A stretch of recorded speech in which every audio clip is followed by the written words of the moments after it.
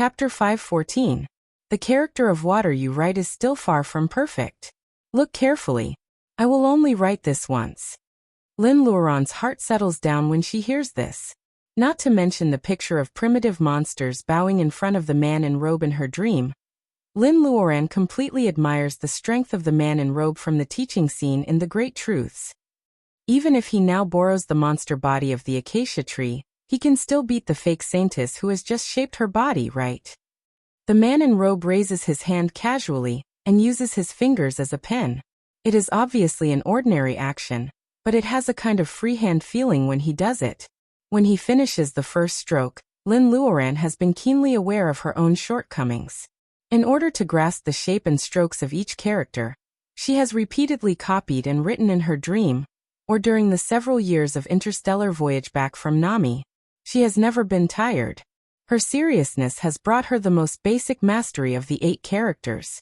The effect of the startling wind and clouds as she writes is initially apparent.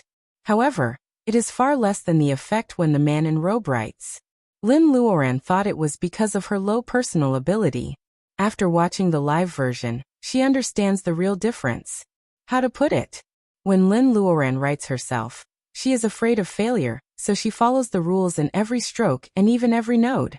However, the same character of water, the man in robe, makes a subtle turn from the first stroke and endows it with constant golden runes which are full of vitality. Is the change of full of Reiki because the man in robe combines with the current environment? Lin Luoran is reluctant to blink. Every subtle turn and the fierce sparks when the inspiration collides make her excited beyond words. The cerebral cortex is active frequently. It is the effect of Lin Luoran's deduction of the changes of every node. It turns out that a simple character of water can be so plastic. When the man in robe finishes writing the last stroke, he retracts his fingers. A dazzling golden rune appears in the void. The god of water is here and all water comes to worship. The snow water that is enough to drown the entire Green Mountains is drawn by the power of the law of heaven and earth and rushes in the direction of the man in robe. The snow water crosses the mountains and flows through the canyons. It gathers from the distant border of the Green Mountains. The stream first converges into a river, and then surges into a river. It rushes along the well-distributed river channels in the Green Mountains. As soon as the white waves arrive, new waves come from behind. Waves chase waves and water chase water. The snow and water occupying the east, south, west, and north have a regular pattern, minimizing the damage of the flood to the Green Mountains world. As for the fake saintess, there is no need for the robe to deal with her. More and more water vapor accumulates and gradually extinguishes the flame. Her red dress is wet, and her long hair is tightly attached to her scalp. The fake saintess has probably never been so embarrassed in her life. If she was sober at this moment, she might be willing to die. The robe floated in the air and looked at the time. When the flood converged from all directions, he spread out his right hand. His palm is like a bottomless pit with fragrant bait, attracting the flood to take the initiative to throw itself. In the dense water vapor, his side face is infinitely blurred, and people can't see his appearance clearly. It is impossible to think that he is possessing the acacia tree monster at the moment. They are obviously 2 completely different faces. The beauty of Unscented is clear and handsome, androgynous, and the robe he saw in the dream has very ordinary facial features for cultivators. His temperament is also gentle and indifferent, as if he will be ignored if he is not careful. His temperament is as ordinary as his facial features.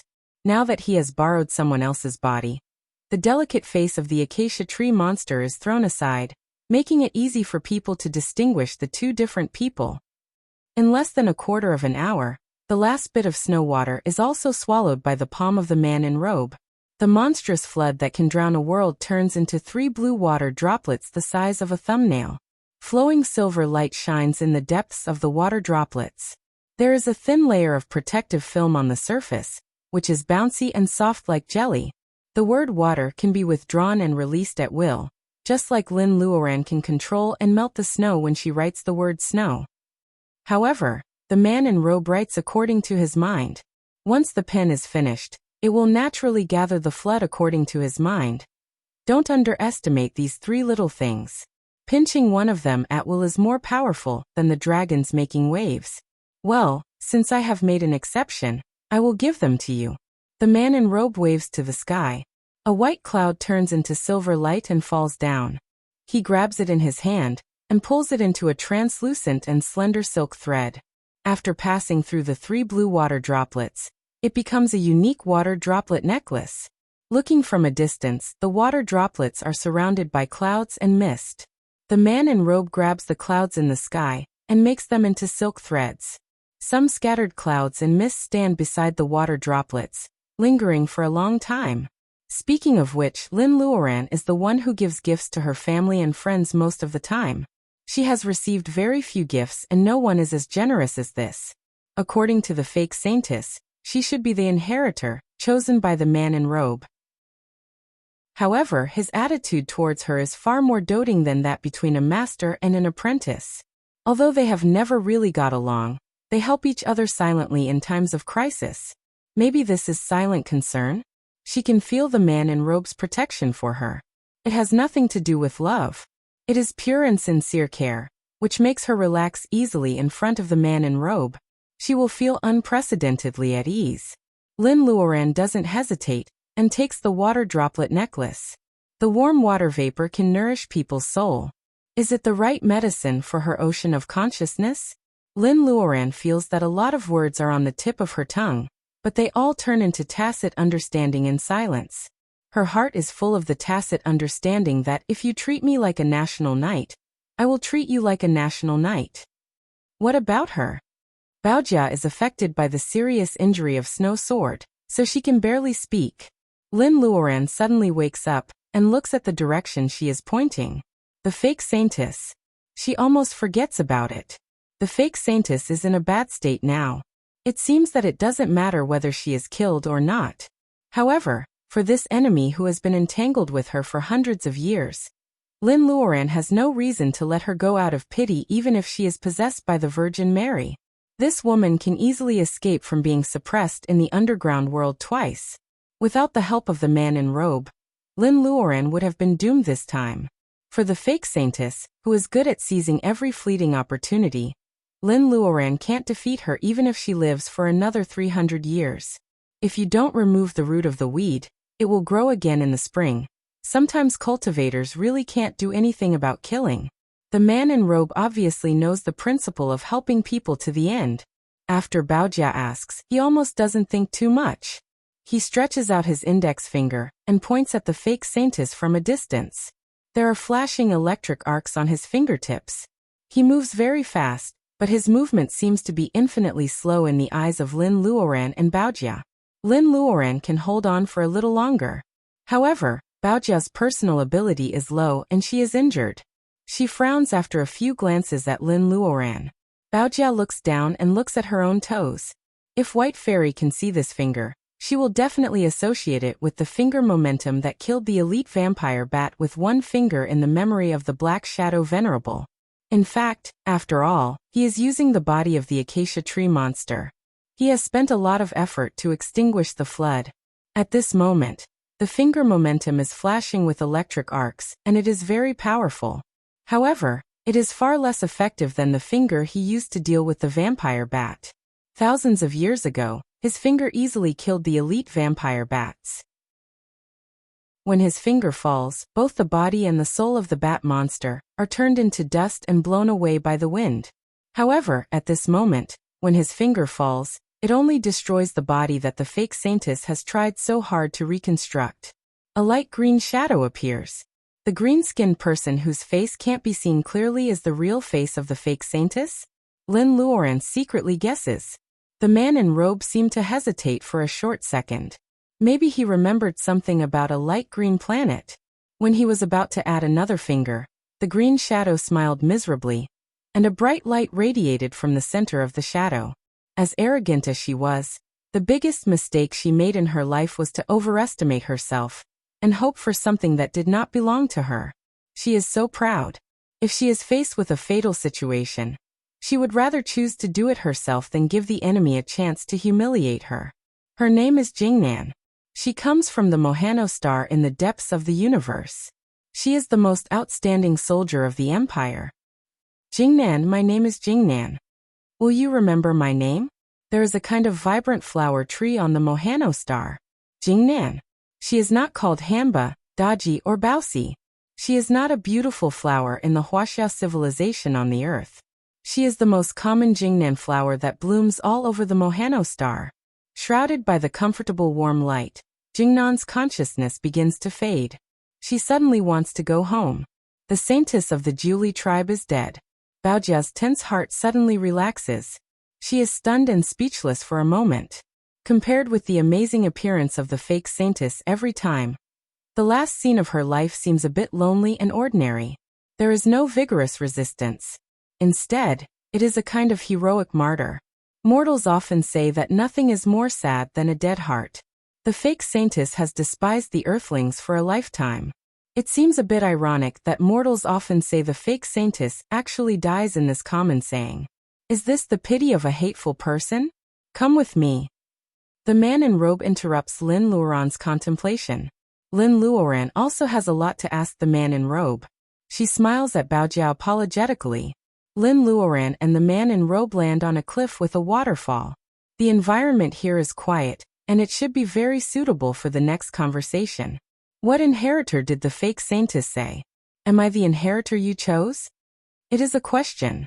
In fact, she has already confirmed the answer. She just wants to get the man in robe to admit it. Lin Luoran has been paying attention to the fake saintess. Now she finds that the clear sky is covered with dark clouds. The Green Mountains has just escaped the disaster of being submerged. It seems that heavy rain will soon come. The man in robe also notices the sky. The undisguised smile in his eyes fades a little. Yes, you are the chosen inheritor. Hearing the man in robe admit it, Lin Luoran suddenly wants to ask why she is chosen.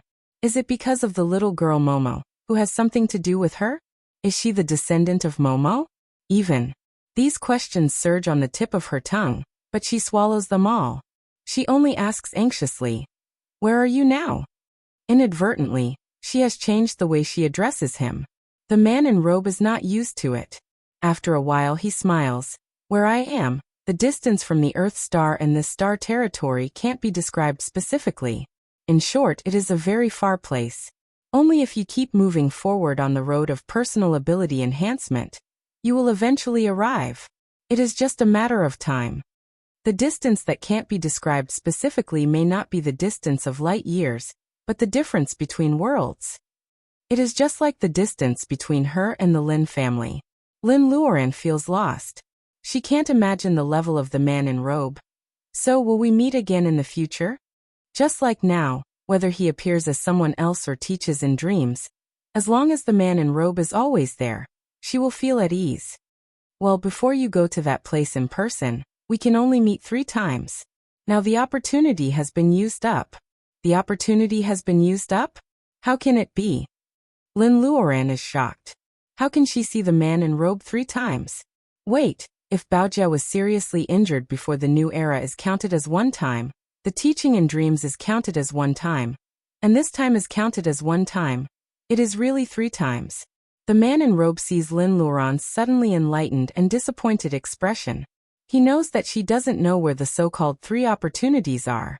He decides not to correct her out of kindness. Although he has been witnessing her birth, growth, and opening space through the sacred pearl, this silly girl doesn't know how to explore the treasure cave. In the end, she even asks him to teach her how to train Qi. Forget it. He has known that she is not very smart.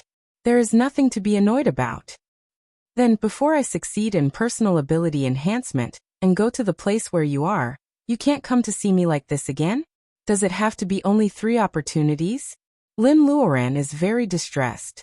Even with his ability, he can't break the world and come here? The man in robe points to the cumulonimbus clouds above his head. My appearance, even in the form of spiritual mind, may disturb the rules of time and space of this world. 3 opportunities have been used up. If there is another time, one of your relatives or your planet will be backfired by the rules of time and space, or the life of your relatives, the safety of your friends, or even the disappearance of the moon. Do you think you can accept it? Lin Luoran's eyes widen. Then now you. The man in robe looks sideways at the mountains and rivers. The smile in his voice disappears.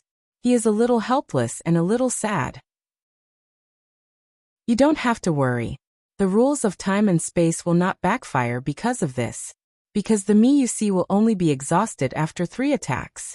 The spiritual mind of my original body left in this world 10,000 years ago. Therefore, the real distance between us is not the distant starry sky, but the intertwining time in the primitive world for 10,000 years. Do you understand this explanation? Chapter 5:15. The spiritual mind of the man in robe has been used to save Lin Luoran's friend twice. Except teaching her to train Qi. Even this time, the sacred pearl has already pulled her primordial spirit into space.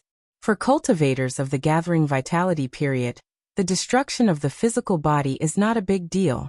They just need to change the physical body and recultivate. Because of the previous experience, it doesn't take more than a few hundred years for a cultivator of the gathering vitality period to regain the personal ability before the possession. Therefore, this crisis only makes Lin Luoran lose her physical body at most, but it doesn't endanger her life. The reason why the man in robe helps is that Lin Luoran's primordial spirit has a fundamental turbulence because of the violent emotional fluctuations. In the man in robe's view, as long as the primordial spirit is still there, no matter how beautiful or ugly Lin Luoran's physical body is, she is still Lin Luoran.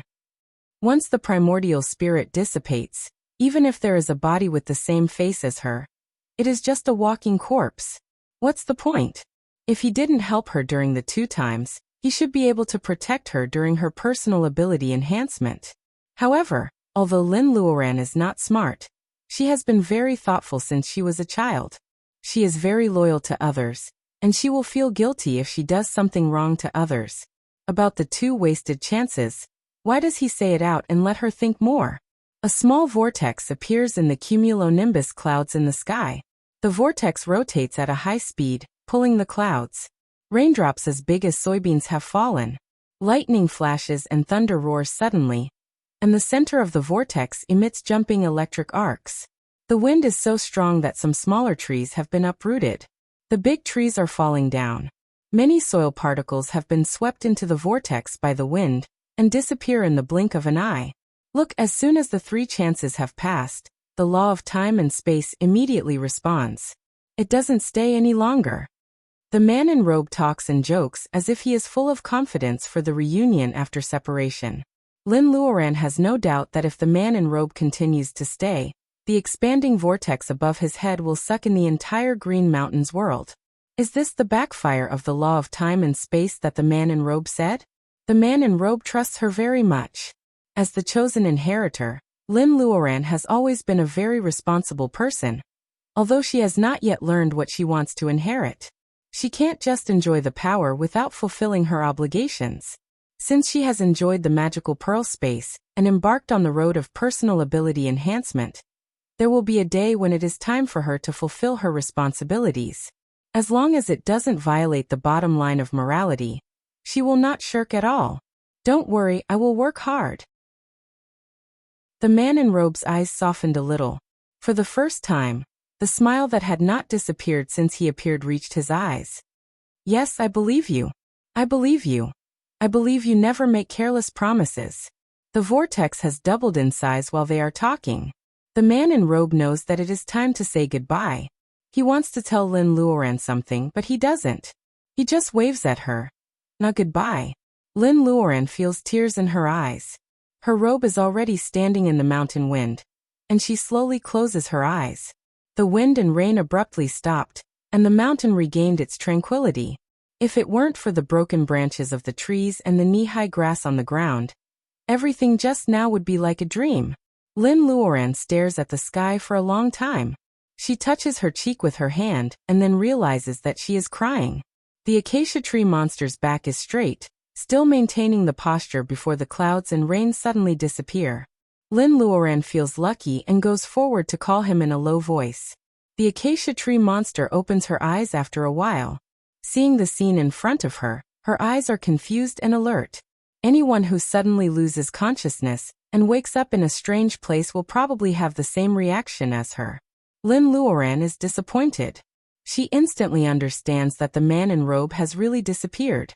In fact, It is better for an incarnation to return to his original place, right? Lin Luoran comforts herself and hides an indescribable strange emotion in her heart. What happened?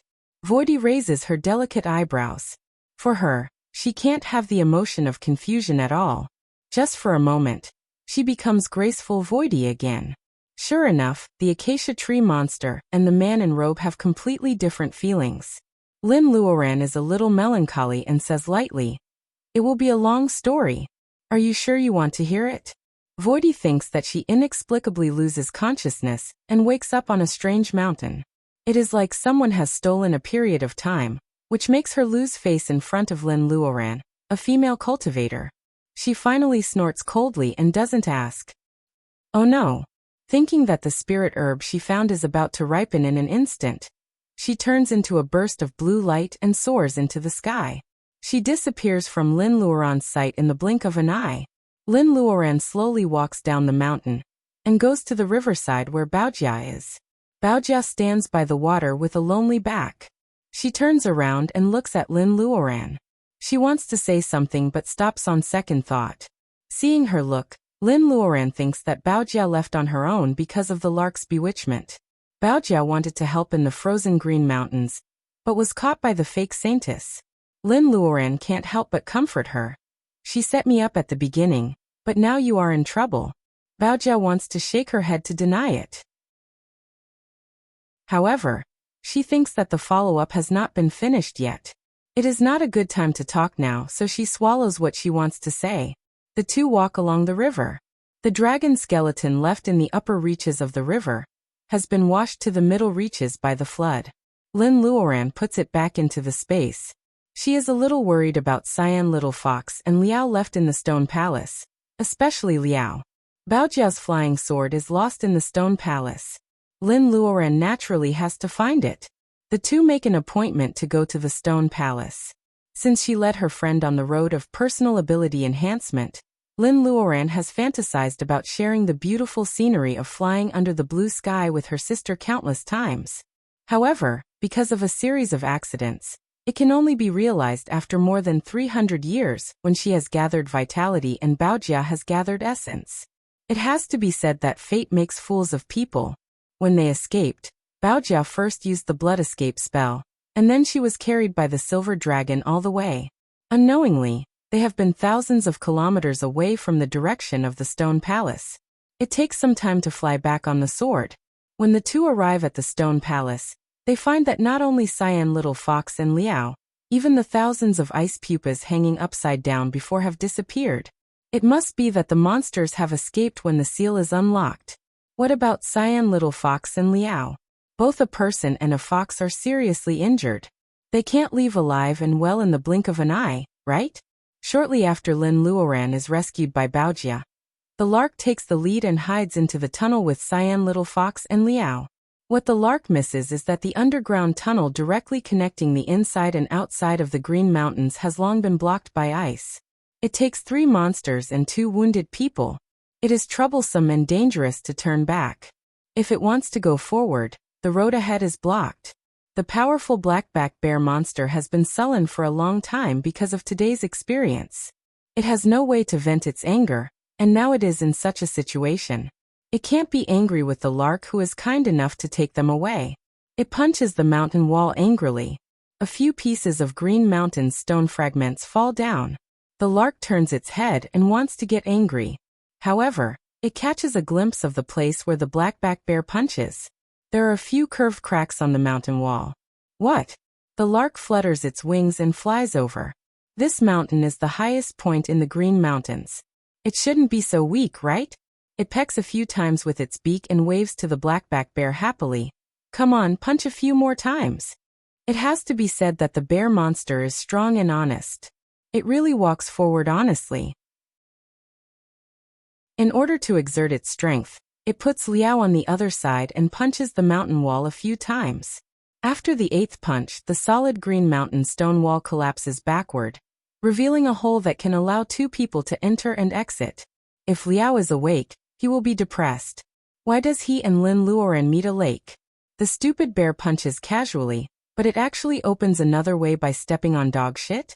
The black-backed bear picks Liao out of the lime on the ground and puts him on its back again. As the lark gives an order, they enter the stone cave one after another. Bears are blind bears. Even if bears have spiritual wisdom and personal ability, their eyesight is not very good. The black-backed bear takes the lead and almost falls upside down. The lark's eyes twitch. It has to spit out a fireball from its mouth and fan it to its shoulder. The fireball is like a small light bulb, lighting up the dark stone cave. The mountain wall is smashed by the black-backed bear's 8 punches. From the fracture, it seems to be 10 meters thick. It must have been hit by something before, so the cracks appear after the black-backed bear's previous punches. The lark checks the fracture. There is no trace of inhibition, but the mountain wall is smooth. The mountain wall is obviously made by manpower. It is really strange. It looks into the cave. The stone cave is 10 meters square. There is only a big stone as high as 2 people standing in the northwest. There is no other way out. The lark is a little disappointed. Did the black-backed bear smash the mountain wall? It doesn't give up. It turns over every corner of the stone room, but finds nothing. When it is frustrated, it hears the black-backed bear giggling. It turns out that the big round stone has turned into a few small flowers near the ground. The flowers are crooked, which are uglier than the graffiti of a rough bear. So it can't help laughing proudly. The lark can't figure out who turned a few small flowers here. The lines are distorted and the color is only half dyed. It seems to be a very common colorful flower on the Green Mountains. Anyway, there is no way forward and there are pursuers behind. The lark is not in a hurry to escape, so it just concentrates on studying the big round stone and the colorful flower marks. After studying for a long time, the 3 monsters have already made up their minds. The lark helplessly spreads its hands, indicating that they can either stay in the stone cave or go back the way they came. If they are unlucky, they will meet the evil woman who comes back. The 3 monsters of the black-backed bear cower and are convinced by the sophistry of the lark. It is a pity that the fake saintess loses control of her emotions. The spread of the flame causes a flood in the Green Mountains. The lark almost scratches all the hair on its neck, but it still can't figure out anything. The ice melted quietly and turned into snow water that poured into the cave. She used the fact to teach the monsters a vivid lesson. There was only one entrance in the cave. When the snow water poured into the cave, the monsters immediately staggered from side to side. Liao is still on the back of the black-backed bear. The cyan little fox, who is also unconscious, has been thrown out in time. It hits the big round stone heavily. The collision caused it to spit out another mouthful of fox blood, which coincidentally splashed onto the unfinished colorful flower. The last red petal is filled with fox blood. The outline of the colorful flower gradually brightens. The big round stone rumbles and moves aside, revealing the real way out.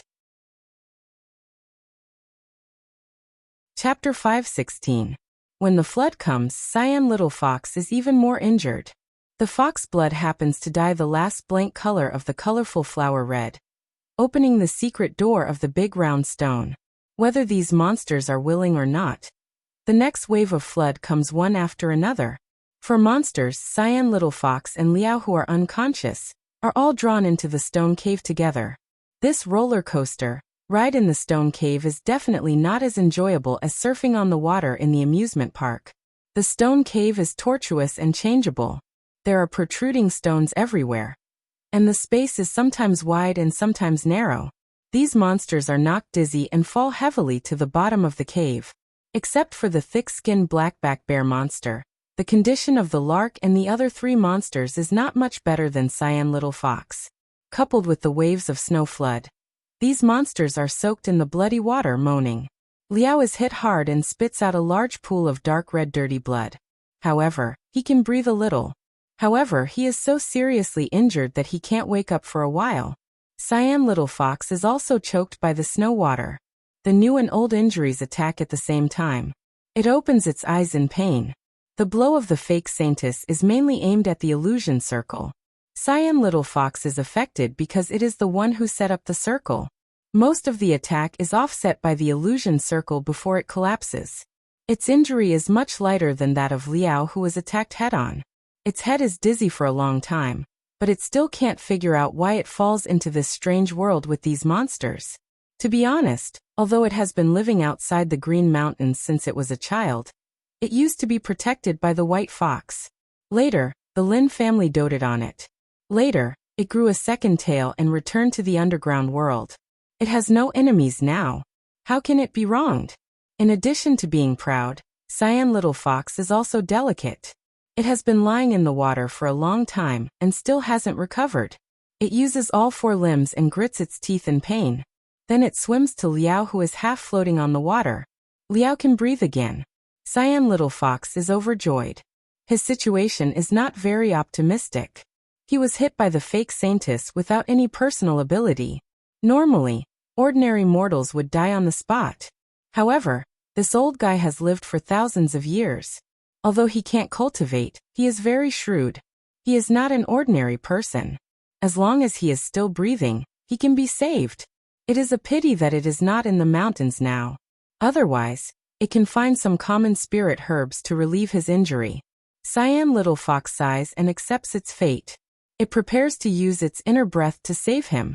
When the fox wakes up, it has to call it Grandpa Fox 3 times to repay the life-saving grace. Cyan Little Fox comforts itself while trying to spit out the fox bolus. It adjusts its breath for a long time, but the fox bolus is still in its body. Cyan Little Fox is really anxious. It doesn't expect that its injury is more serious than it imagined. The fox's bolus is not responding at all. It was burning with anxiety. Its eyes darted around and finally stopped on the 4 demonic beasts. "Hey, I'm talking to you. You stupid bear, where are you looking?" The blackback bear breathes heavily. Bears are not smart, but no one can stand being called stupid in front of it. It swims to this side from the water and wants to beat the Cyan Little Fox. Before grabbing Cyan Little Fox's neck, the lark finally wakes up and shouts angrily, "Stop! Stop! Are you kidding me?" Looking at the sudden snow flood, they can't stay in the Green Mountains world anymore. The lark still expects Cyan Little Fox to take them out of the Green Mountains.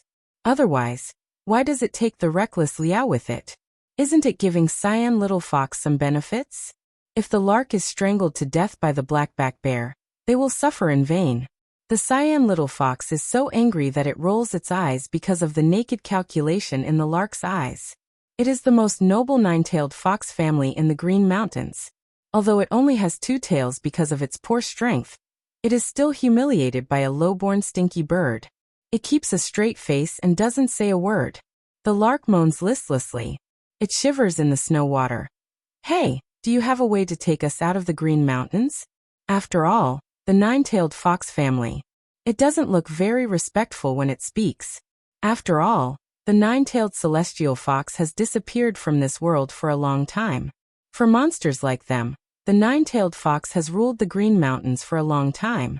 They don't need to worry about some legends. Just like the Chiyu in the Stone Hall, as the former leader of the Jiuli tribe, he can catch the 9-tailed fox easily. Anyway, the 9-tailed fox is the guardian beast of the Jiuli tribe. Cyan Little Fox is so angry about the lark's attitude that it vomits blood. It is about to say something venomous when it sees Liao in a coma. It immediately changes its tone. "Oh, you want to go out? Let's save him with Monster Bolus first." When they save Liao, will Cyan Little Fox keep its promise? Sorry, the little fox has never struggled in the direction of a moral youth. It is its style to turn its back on people. The lark sneers a few times. Save him? Okay, but after leaving the Green Mountains, Cyan Little Fox is furious. Out of the Green Mountains? Damn it. As long as it gets out of this ghost cave, will it still need their help? The lark seems to know what it is thinking. It smiles. Are you counting on the 2 human female cultivators? The one in the stone hall chased them out, but there is no movement now. They are probably dead. Bullshit. Cyan Little Fox stares at the lark and finally can't help swearing. Although Lin Luoran has always been labeled as a weak female cultivator, in its heart, how can it allow others to think so? After all, she is a gathering vitality cultivator, and the other one is a little weaker. Lin Luoran has a lot of secrets. Nothing bad will happen to her, right? The Cyan Little Fox scolds the lark, which makes the atmosphere awkward again. The blackback bear stretches out its big paw to cover its swearing mouth. The cyan little fox scratches and scolds, which makes the lark so angry that it stinks. The lark lies down for a while and recovers. When it is about to teach this disobedient little fox a lesson, the snow water that has been pouring into the cave suddenly flows back out of the stone cave without warning. The snow water is drawn back by a suction force. The sudden situation makes the monsters and cyan little fox fall on the stone wall. Until the snow water completely recedes, cyan little fox lies paralyzed in the puddle on the ground, still staring at the lark fiercely. The lark can't help but turn its head away. It doesn't know why it wants to quarrel with this childish little fox. Of course, the snow flood won't retreat for no reason. It is most likely that the two parties fighting outside have already won. Who will win? The lark thinks that Lin Luoran has a 1 in 10,000 chance of winning. Without any miracle, she will probably be killed by the androgynous Chiyu now. Even cyan little fox has to bear it. At this moment, it is more worried than happy. Is she really dead? It thinks that it was caught by the fake saintess in the name of Chiyu. So Lin Luoran came to the Green Mountains. If she dies in the Green Mountains, will the Master Fox feel guilty for the rest of his life? Cyan little fox suddenly hates its low strength. What kind of king of the Green Mountains is this? Even a dead bird can come and bully it, but it can't help Lin Luoran. It suddenly feels stubborn and wants to get out of the stone cave. Cyan little fox struggles to stand up, but its claws are badly scratched on the uneven ground. It finally stands up shakily and falls heavily to the ground again. Cyan little fox is so angry that its eyes turn red. There is something wet on its face, which makes it uncomfortable. It wipes the blood on its face with its claws. It doesn't want to cry, but the fall is so painful that its tears flow out uncontrollably. Cyan little fox is stubborn and hurts itself even more. It doesn't feel anything, but the lark on the side doesn't despise it anymore. Although its strength is a little weak, it is really stubborn. If it wants to take them out of the Green Mountains, it really can't use force. The lark is still wondering if it should save the wretched old man on the ground first, and give cyan little fox some benefits. However, it doesn't know that cyan little fox can't care about Liao at all now. The lark's seductive eyes are destined to be seen by the blind. After it hurts itself all over, it lies on the ground panting. In order to sit in a more spacious place, the blackback bear moves Liao to one side. However, it finds that there are smooth lines on the ground where Liao's body was originally pressed. Flower. Flower. Different from the random graffiti it saw under the big round stone before. This colorful flower on the ground is really lifelike and breathtakingly beautiful. Even the subtle veins on the leaves and petals can be seen clearly. It can be seen how careful the painter is. The lark flaps its wings and moves over. Looking at the colorful flower painted on the ground of the stone cave, it is easy to think of the reason why they come here. What happened before the round stone was moved away? It seems that the little fox was washed by the water and hit the round stone, right? Then the lark looks at the colorful flower. It is obvious that one of the petals is deliberately not dyed, just like the one on the big round stone. Its eyes flash. Red, orange, red, green, cyan, blue, and purple. The colorful flower is like a rainbow, but it lacks red? The lark asks the blackback bear to get some blood on cyan little fox and carefully dye the white petals. The outline of the colorful flower gradually brightens. The light is getting more and more dazzling. The four monsters can't help but close their eyes tightly. Only the half-dead cyan little fox opens its eyes wide in disbelief. For the lark and others, the cyan light is particularly dazzling. It illuminates the dark stone cave and bathes the cyan little fox in brilliance.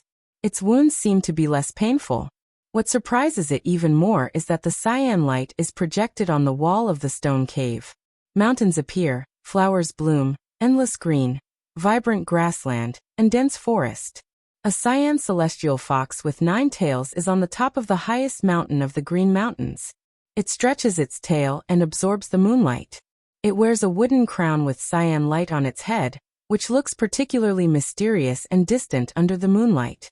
What is this picture? The projection is alternating on the wall of the stone cave. There are hundreds of monsters kneeling to the king of the Green Mountains. There are priests of the Julie tribe praying for the protection of the nine-tailed fox tribe. And there are celestial foxes practicing under the moonlight. It seems that after a long time or just a moment, the fragrance of flowers comes from the virtual murals. A tray woven with green vines is pulled by 2 green vines, slowly descending from the top of the stone cave. The cyan crown lies there quietly, silently summoning Cyan Little Fox with its simple beauty. Chapter 517. The simple and low-key cyan light crown is forged with the spirit of all trees. It has a fatal attraction to Cyan Little Fox. There is a voice tempting Cyan Little Fox to wear it. Since Cyan Little Fox saw the crown for the first time, it has never looked away. The crown has a fatal attraction to it. Is it because of the unprecedented doubling of its desire for power under the stimulation? Or is it just because the blood flowing under its sloppy appearance has always been deeply branded with the word royal? Cyan Little Fox is not sure. It feels that there is strength under its feet again. This time, it stands up smoothly and goes to the greenwood crown. Every step it takes, the feeling of being called becomes stronger. When it stops by the ivy tray, it only feels that all the blood in its body is rushing to its head. The blood is boiling, which makes it ignore the pain in its body. It stretches out its claws and trembles a little. However, its face is unusual. It is extraordinarily serious and solemn. As soon as Cyan Little Fox's claws are placed on the greenwood crown, a huge amount of information flows into its brain. Cyan Little Fox stands still. In the constant contraction and contraction of cyan light, the side face of Cyan Little Fox flickers, making it impossible to see its exact expression. Therefore, it is impossible to speculate whether what Cyan Little Fox is experiencing is good or bad. When the crown first appears, the 4 monsters can already open their eyes. They have been motionless because the picture projected on the wall is also a huge impact on them. The one standing on the top of the mountain in the painting should be the 9-tailed celestial fox, the legendary master of the Green Mountains world.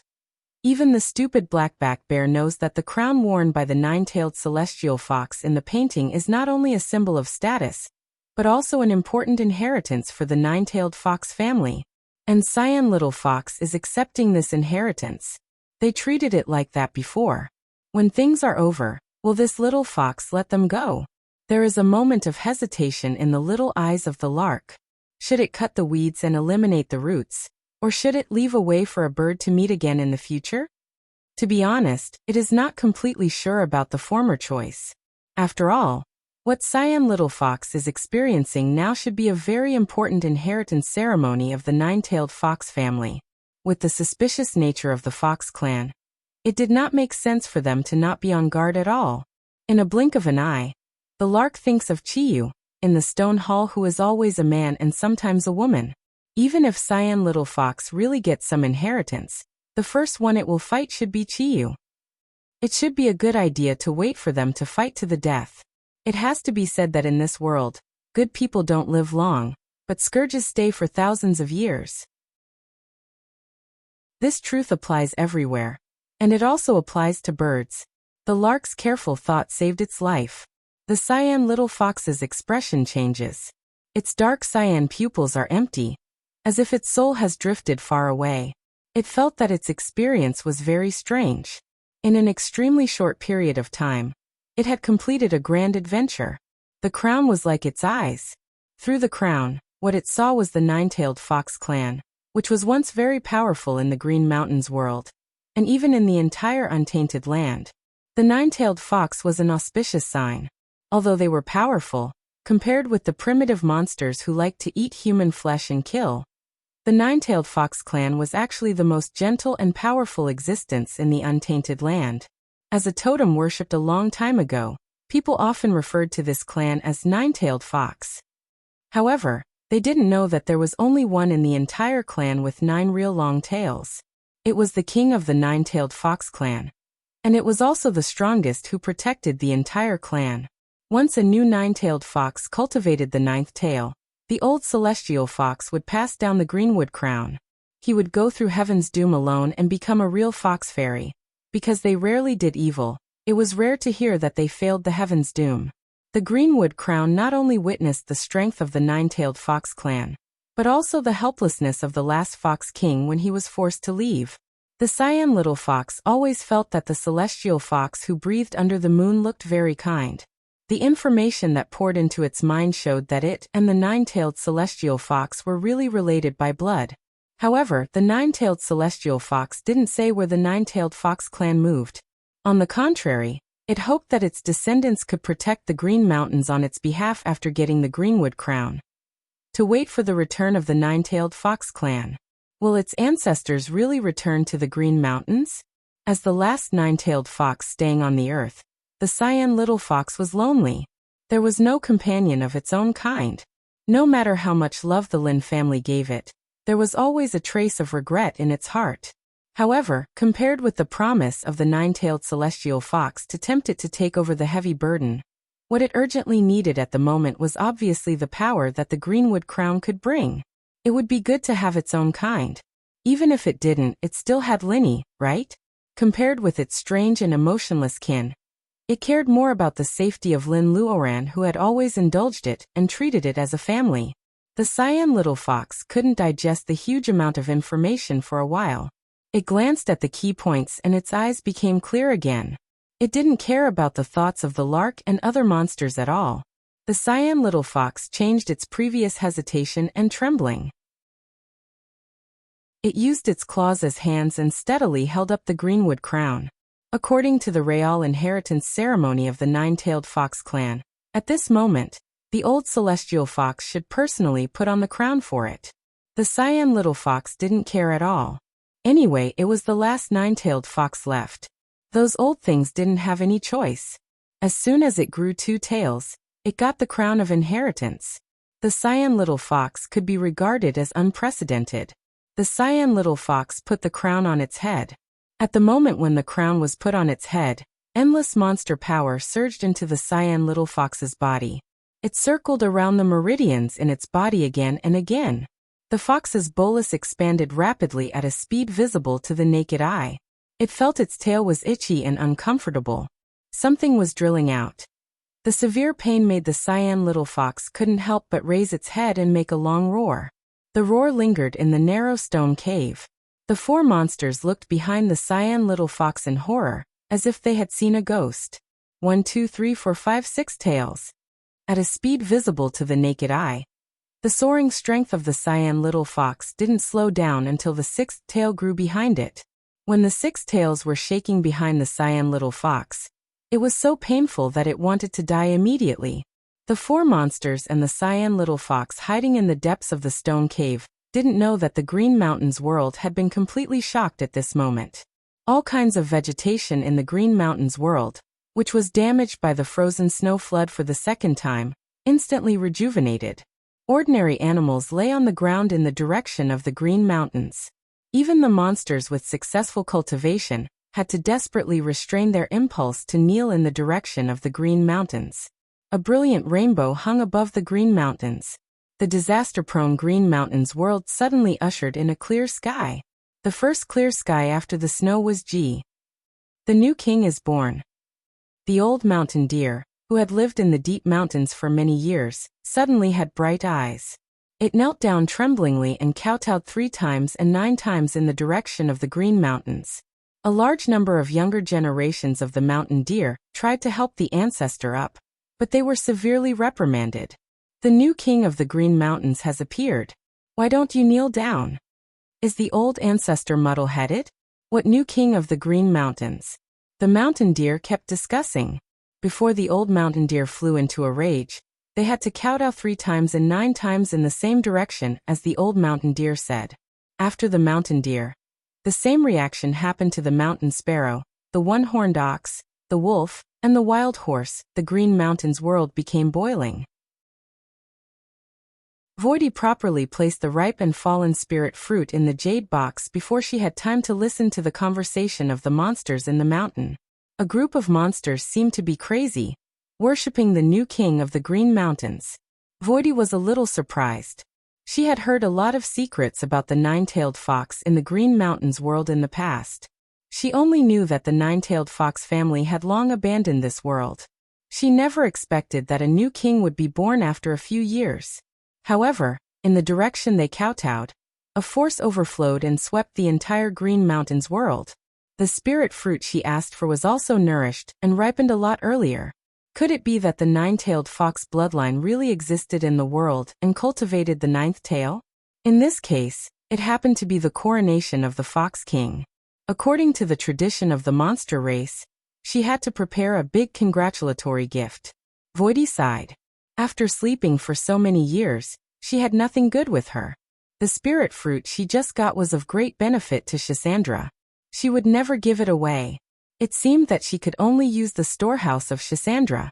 Voidy began to think about what kind of congratulatory gift she should give in order to be appropriate. The old ancestors of the demon clan were facing the same problem as her. After a few years, the Green Mountains world suddenly had news of the celestial fox. What kind of treasure should they give to make them pay more attention to the coronation of the new king? As early as the moment when the first snow cleared up, the breath sweeping the Green Mountains had already brought Lin Luoran a surprise. Of course, she and Baojia didn't know that the Fox King appeared in the world. Lin Luoran only keenly noticed the smell of cyan little fox in the breath. The breath first came from the soil slope not far away. Lin Luoran ran out happily. Seeing the broken colorful flowers miraculously resurrected all over the slope, she had an intuition that it had something to do with Cyan Little Fox. She didn't care what adventures Cyan Little Fox had. Only when she saw Cyan Little Fox and Liao who had disappeared earlier could she really feel at ease. However, the breath disappeared in the blink of an eye after sweeping the Green Mountains. Lin Luoran couldn't track it and could only wait. Baojia wanted to persuade her, but she just quietly stayed behind her and gave her silent support.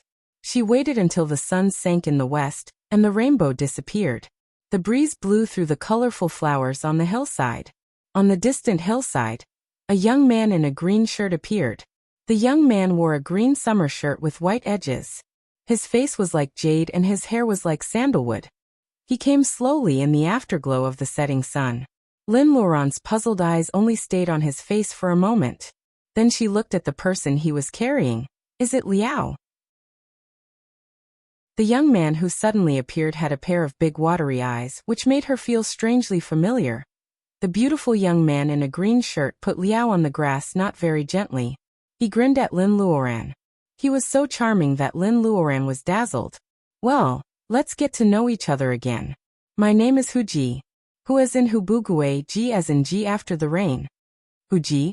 Lin Luoran felt dizzy because of his big peach blossom eyes.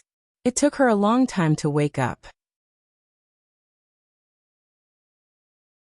Chapter 518. Aren't Cyan Little Fox's big watery eyes like Bambi's? Lin Luoran feels it is familiar because Cyan Little Fox took some of Luodong's facial features as a reference when it transformed. After all, when the little fox was growing up, Luodong was probably Lin Luoran's favorite person of the same sex. People always talk about fox spirit because of the influence of strange novels such as Investiture of the Gods and strange stories from a Chinese studio. People think that fox spirits are all beautiful and enchanting women who will knock on the door of scholars who study at night under the hazy moonlight. In fact, before the Fox clan transforms, there is no gender. However, once you choose to be a man or a woman, it can never be changed. Before Huji transforms, he always has the voice of a young man. He probably has never thought of transforming into a charming female fox. In addition, he thinks that as the new Fox King of the nine-tailed fox tribe, he can only rely on his face to make a living or even lose face. Therefore, he only transforms into a handsome young man. However, the natural charm of the fox tribe makes Huji's clear big eyes look blurred and intoxicated every time he opens and closes. After looking at Huji, Lin Luoran can't help but peek at Baojia. If Baojia didn't say it, who would know that Qin Baojia, who used to be a big woman, likes to tease the weak and beautiful young man? Baojia is a little worried. She is not excited to see a beautiful young man at all. Lin Luoran sighs. Sure enough, people forget their past after being reborn. Their personalities, hobbies, and aesthetics are very different. While asking Huji what happened, she checks Liao's injury at the same time. Huji picks the key points to talk about. Of course, it is too shameful for the lark and other monsters to plot against him. He can't talk about it in detail. Hu Ji focuses on finding the greenwood crown and saving Liao. Lin Luoran only notices the low-key wooden crown used by the young man to tie his hair. It seems inconspicuous, but it makes Hu Ji's strength soar from 2 tails to 6 tails. He can transform. Except for people, even crown can't be judged by its appearance. As for Liao, I've already treated him, but his injuries are very strange. Hu Ji is somewhat frustrated. When he had 2 tails, he was so weak. Now his strength breaks through to 6 tails. It takes so much time. Even Liao can't cure him. It is so shameful. Lin Luoran carefully checks the condition of Liao's body. Hu Ji's treatment is very appropriate. He can only continue other treatments if his heart is protected. Hu Ji's inner bolus has been eating all kinds of spirit medicine since he was a child. It is simply a super rejuvenating elixir. Liao's situation is weird. It is reasonable to say that after receiving the essence of Hu Ji's fox bolus, his heart meridian is protected, and vitality is restored in his body. It should be time for Liao to wake up, but he doesn't show any sign of waking up. Lin Luoran checks his body functions again and again to make sure that everything is normal. She gives up the breath of his meridians and goes to the pubic field of a cultivator. It was a very weak energy fluctuation that could be overlooked if one was not paying attention. Could it be that Liao got a blessing in disguise this time? With the fake saintess's merciless blow, the seal in his body was broken? It seems that they can only know it when Liao wakes up. Lin Luoran is relieved. She looks up and smiles. Maybe it's a good thing. Let's wait for him to wake up. Hu Ji nods. In the past, it was impossible for him to transform in a short time, so he acted cute and messed around. Who knows, he can transform suddenly. At least let him keep his image, right? The young man's peach blossom eyes are covered with a layer of mist.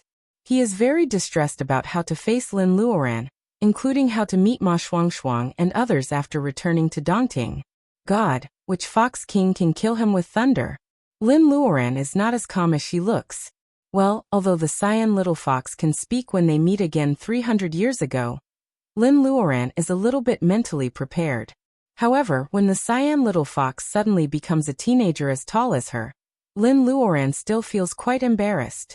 When Hu Ji was a child, she didn't do anything worse than pinching his face and lifting his neck, right? After all, Lin Luoran is a gathering vitality cultivator. Except for the man in robe who suddenly appears out of nowhere, few people can make her emotional fluctuate violently. After listening to Hu Ji's experience, Lin Luoran also tells the story of how the fake saintess was killed. The beautiful young man sighs. As for whether he was lamenting about the impermanence of the world, or his advancement was useless, only Hu Ji himself knew the answer. So, what are you going to do next? The newly appointed Fox King of the Green Mountains can't just leave with her. Lin Luoran asks Hu Ji about his plan, and he is also very embarrassed. According to his temperament, all responsibilities and burdens are just floating clouds. He can grow medicine, eat well, have fun, quarrel with others, and be spoiled. Living such a life is his lifelong pursuit. However, he just took advantage of the greenwood crown. Even if Hu Ji wants to burn the bridge after crossing it, the former Fox King may really come back from another world and strangle him personally. He shivers quietly. Hu Ji feels that it is more appropriate to deal with the Green Mountains world, which has no manager, for a long time first, and then sneak out to live a life of fine clothes and delicious food. With a plan in mind, Hu Ji smiles at Lin Luoran. The Green Mountains world should be very lively tomorrow. Do you want to stay and watch the ceremony, Linny? In the last light of the setting sun, the teenager's words are bewitching. His long and dense eyelashes cast a small shadow on his face. This scene is enough to kill all girls of the same age and strange aunties, who are greedy for flowers in the world. Lin Luoran desperately tells herself that rolling her eyes is a very unladylike action which is not in line with the identity of a gathering vitality cultivator. However, Hu Ji has gone too far. With a young face, he calls her Linny. Isn't it too rude? Anyway, she raised him for a while. Hu Ji looks at her with a kind of Linny, you know what I mean look like. Whether in terms of physical or psychological age, the young Hu Ji is more than qualified to call Lin Luoran Linny. Lin Luoran sighs. Compared with witnessing a grand ceremony, She needs a lot of 10,000-year hollow azurite. Fire Phoenix and Silver Dragon are seriously injured this time. The aftermath of the fierce battle must be put on the agenda as soon as possible. The new king is crowned. Monsters of the Green Mountains come here one after another with the gifts they have carefully selected. For the elders, this is the tradition of the Green Mountains. However, for the new generation of monsters, they want to know more about the temperament and strength of the new king. Is the new Fox King powerful? Will the new Fox King enslave the monsters of the Green Mountains?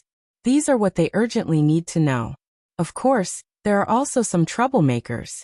They are also very dissatisfied with the sudden appearance of a dead fox who was not famous before, and wanted to take over the entire Green Mountains world as soon as she appeared. In short, the grand and gorgeous celebration of all monsters in Huji's imagination is actually surging.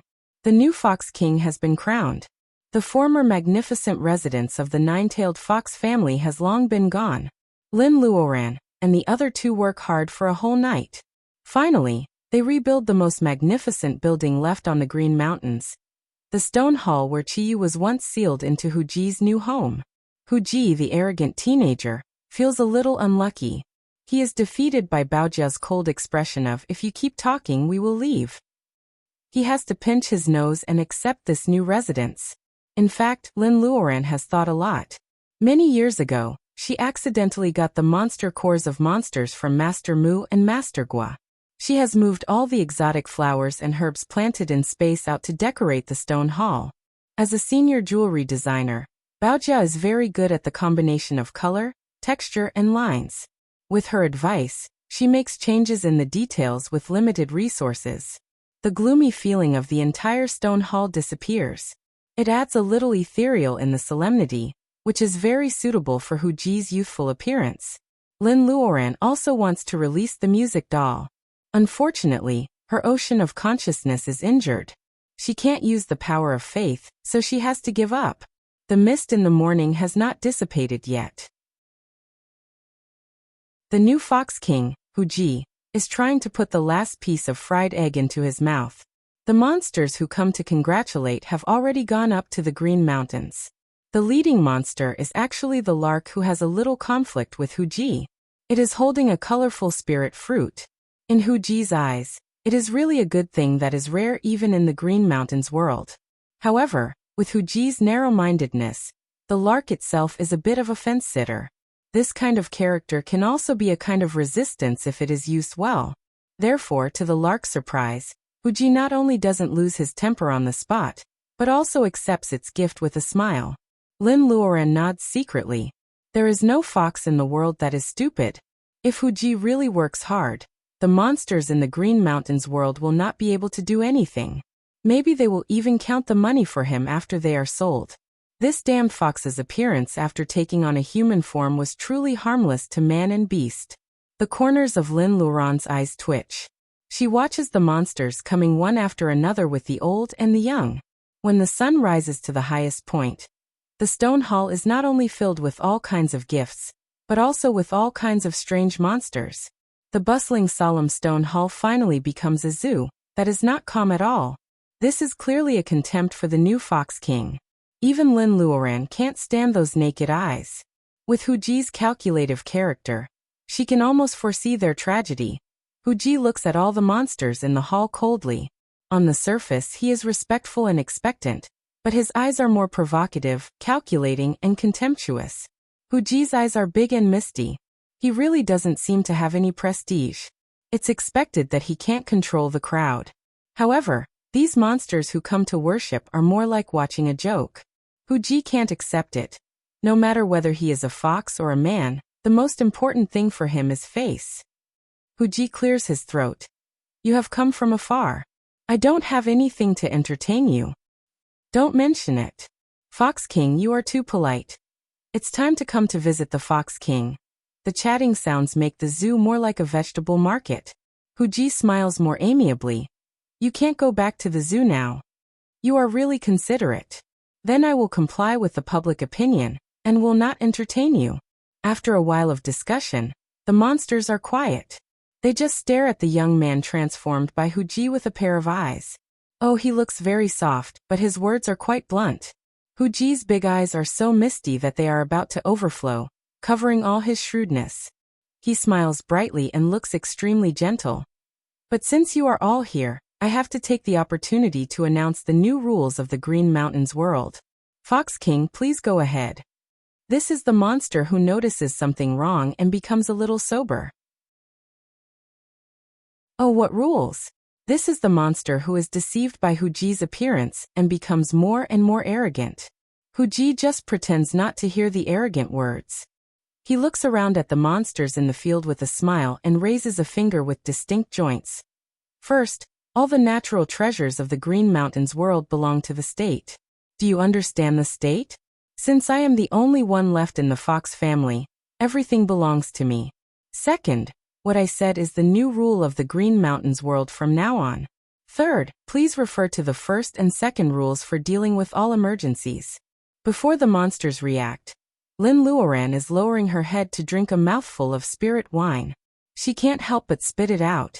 It has to be said that the beautiful young man Huji is very strong and violent. By the way, the editor informed me that there will be an interview with Zongheng Radio on July 3rd.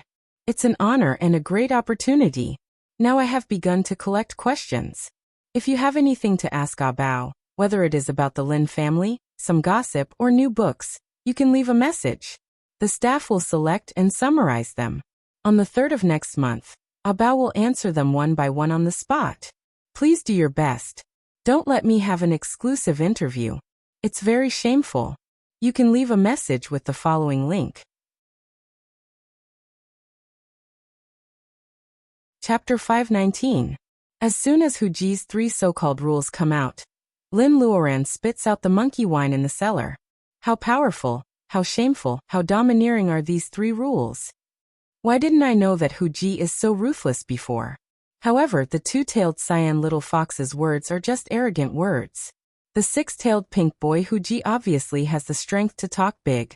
Huji, Lin Luoran, and even the lark hiding in the corner knows about this. Unfortunately, most of the other monsters who come to congratulate them don't know it. There is one thing that even Lin Luoran and Huji don't know.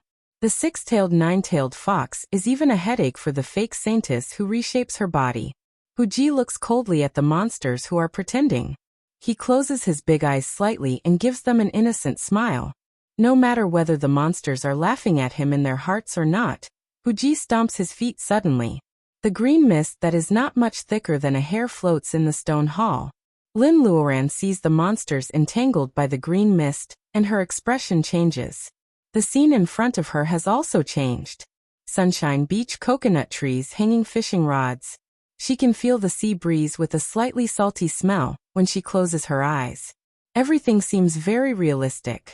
Is this the real power of the 9-tailed fox family to create dreams? Lin Luoran sees Huji holding 3 big hard fruit shells that are cut open from the middle. He walks closer and sees that there is red and green juice inside. Lin Luoran is very happy. Is he really going to treat us to fake drinks? Huji glares at her. How is it possible?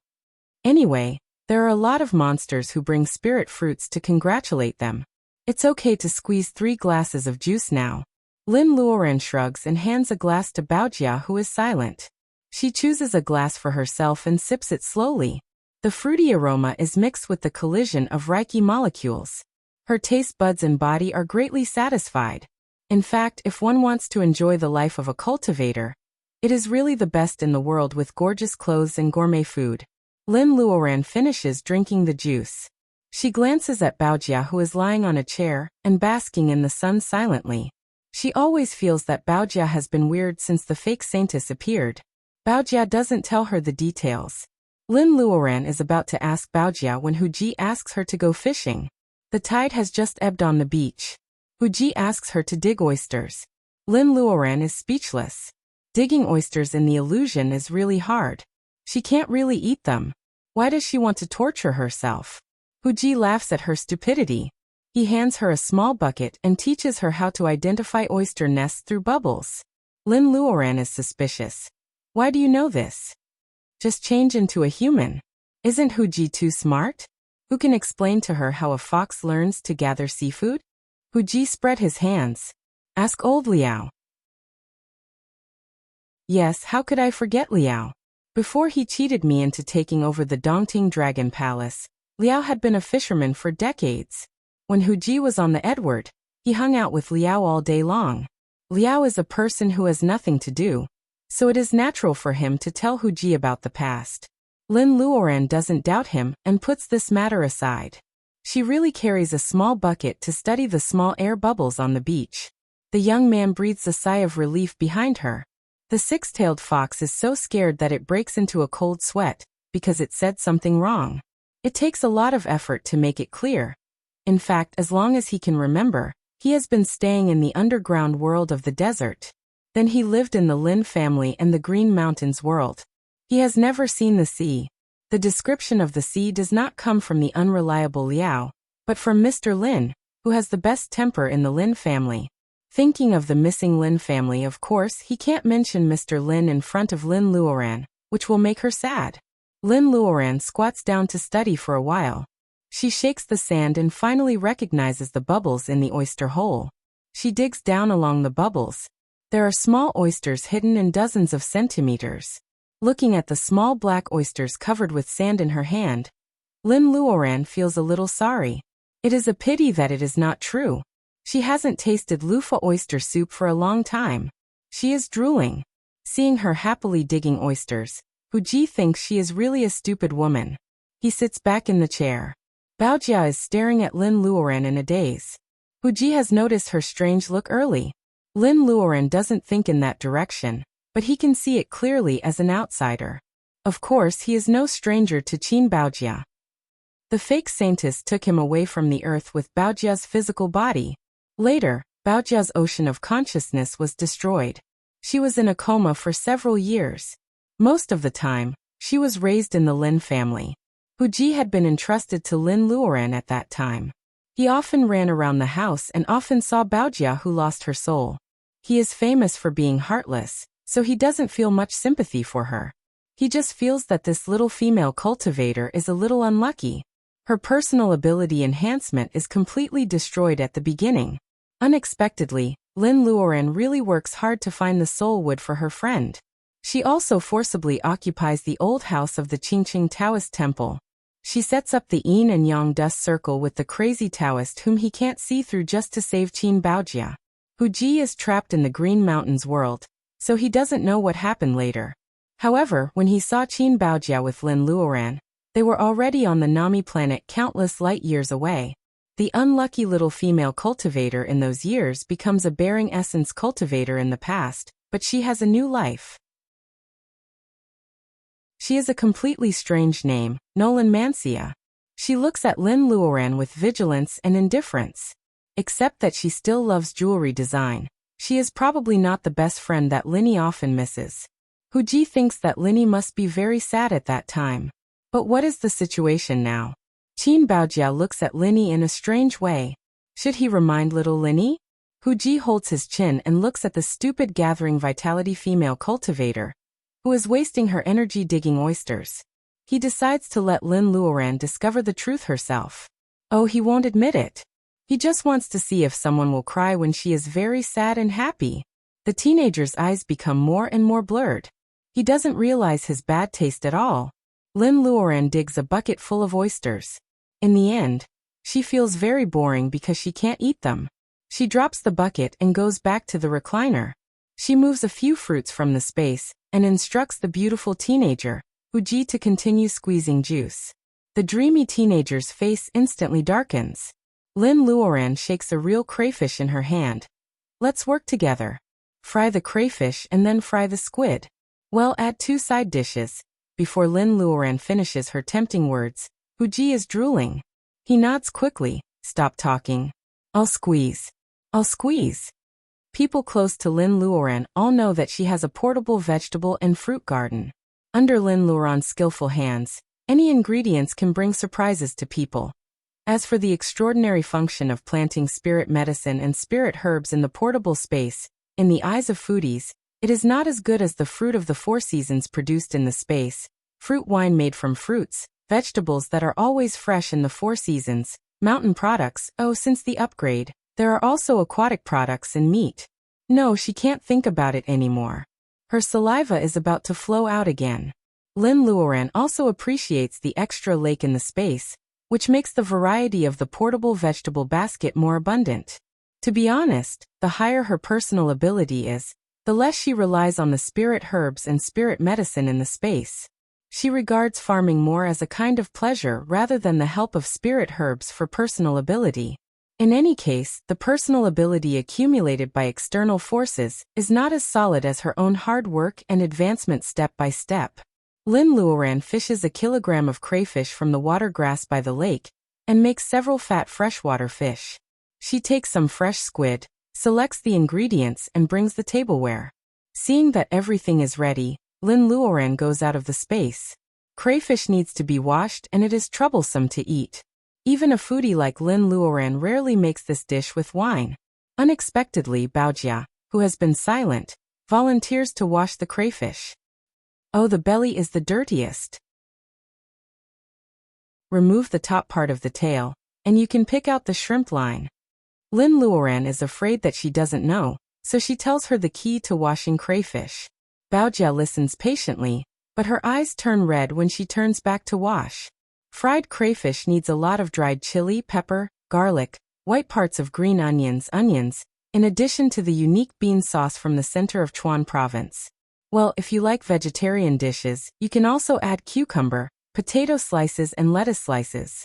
Anyway, all crispy ingredients can go well with spicy crayfish. Spicy crayfish and hot squid are hot. Lin Luoran chooses to steam the fresh fish with honey. After it is out of the pot, she squeezes a few drops of lemon juice on it. She doesn't need to add any seasoning. The sweetness of the honey and the acidity of the lemon juice can already make the freshwater fish more tender. Lin Luoran cleans up the fish quickly. Baojia has already washed all the crayfish. The ingredients are ready. Lin Luoran's control of the fire is even better than that of a gathering vitality cultivator. Soon Lin Luoran makes a large basin of spicy crayfish, a plate of honey-steamed fish, a large plate of hot squid, and 2 stir-fried vegetables. Lin Luoran puts them on the table. As soon as the order was given, a nascent soul cultivator, a core formation cultivator, and a newly appointed 9-tailed fox king stretched out their arms and ate heartily. Fortunately, no one saw them in the illusion. The 3 of them ate without caring about their image. They really disgraced the entire cultivation world. After eating and drinking, Lin Luoran destroys the corpses of the crayfish and enjoys the delightful food. Lin Luoran finally has time to think about other monsters. Speaking of which, what did you do to them? Lin Luoran doesn't believe that Huji will let those monsters enjoy the same treatment as the sun and the beach.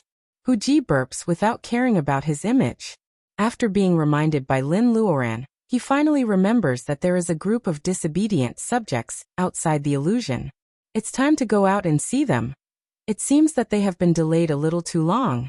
Linny's food is so delicious that they deserve to suffer for a while. The young Fox King shamelessly blames himself for his negligence. He snaps his fingers very handsomely. Lin Luoran and Baojia find themselves back to the stone hall in the blink of an eye.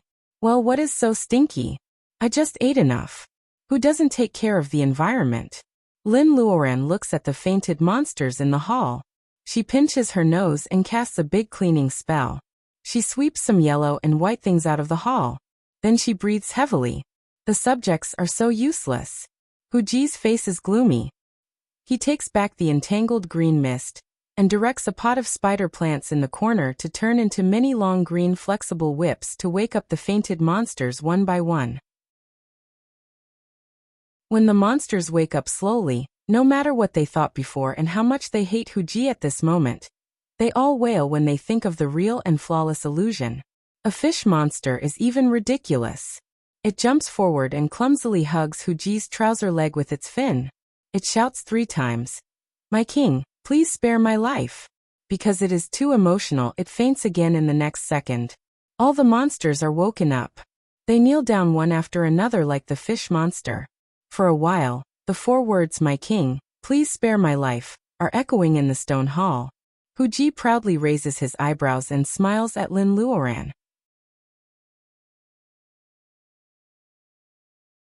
Chapter 520. Under the green sky, The monsters of the Green Mountains world are standing on the vast grassland. At this moment, they are all full of tears, respectfully sending their new king away.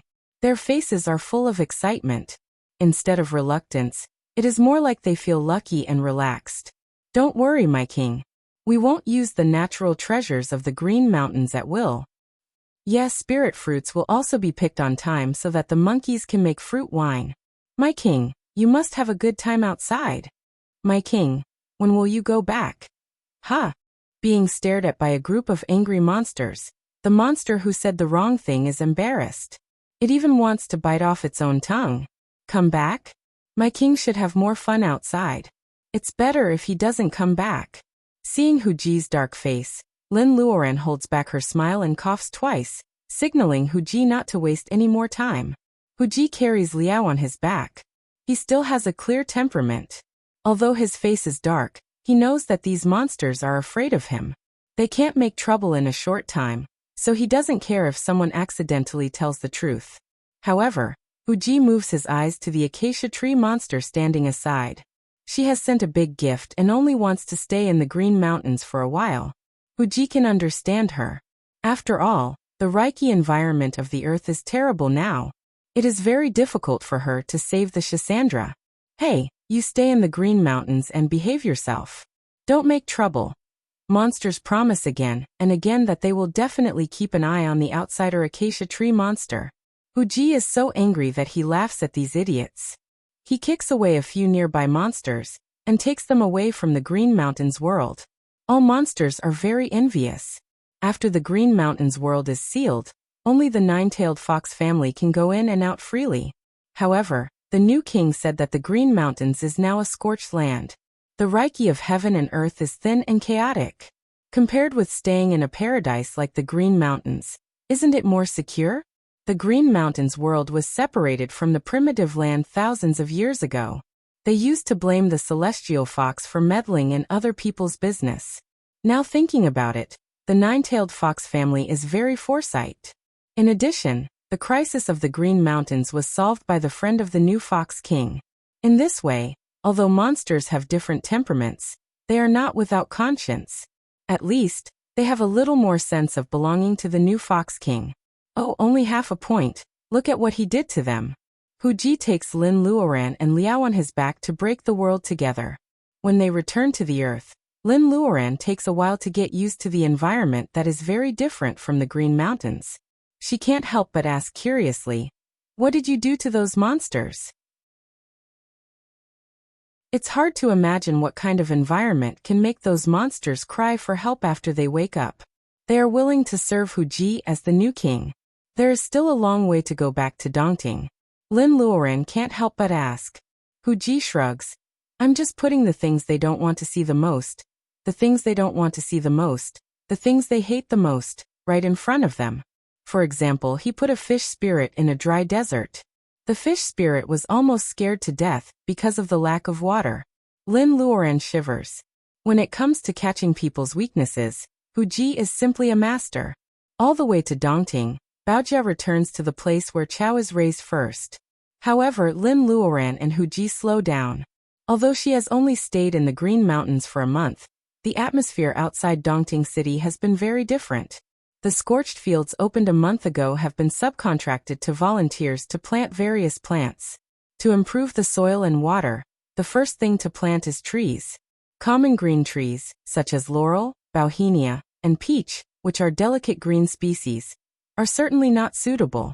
After the new era, the earth is shrouded by dust particles, and the climate is hot and humid. Lin Luoran checks the information and prepares most of the tree species. Most of them are evergreen hard-leaved vegetation, which is more suitable than evergreen broad-leaved forest. The environment of the latter is more difficult than that of coniferous forest. It grows in places with humid air but arid soil. It is a kind of dry forest in a humid climate. For example, Quercus rubens, which originally grew in the Hubei and Hunan provinces, Phoebe, which is a precious wood, and so on, are common and economically beneficial evergreen shadow-leaved forests. With their support, it is easier for other species to survive. Lin Luoran can see that after a month, The survival rate of these evergreen hard-leaved forests is still 60%, at least more than half. The survival rate of various fruit trees, which are more difficult to serve, is only 30%. Lin Luoran also happens to pass by Han Weiya's land. There are obvious traces of replanting. 50% of the pine trees have survived. It seems that Han Weiya takes good care of them. Hu Ji is only interested in planting medicine. Seeing Lin Luoran looking carefully, he reminds her that she still has Liao with her. Lin Luoran finally changes her mind. She has to go back to Dongting to settle down first. It only takes 2 hours to get from the Green Mountains to Dongting. It is only 10 o'clock in the morning. It is the time when young people in the Ma's villa cultivate hard. As a laying foundation cultivator, Ma Shuangshuang's personal ability is the best among them. She acts as a half-teacher to guide Ma Yiming and the other two to cultivate. Ma Yiming doesn't want to be left behind by his sister. Han Weiya is obsessed with elixirs. She longs to start making elixirs as soon as possible. Then there is Colin, a noble son who has died in the line of duty, at the official level of the Alpha Alliance.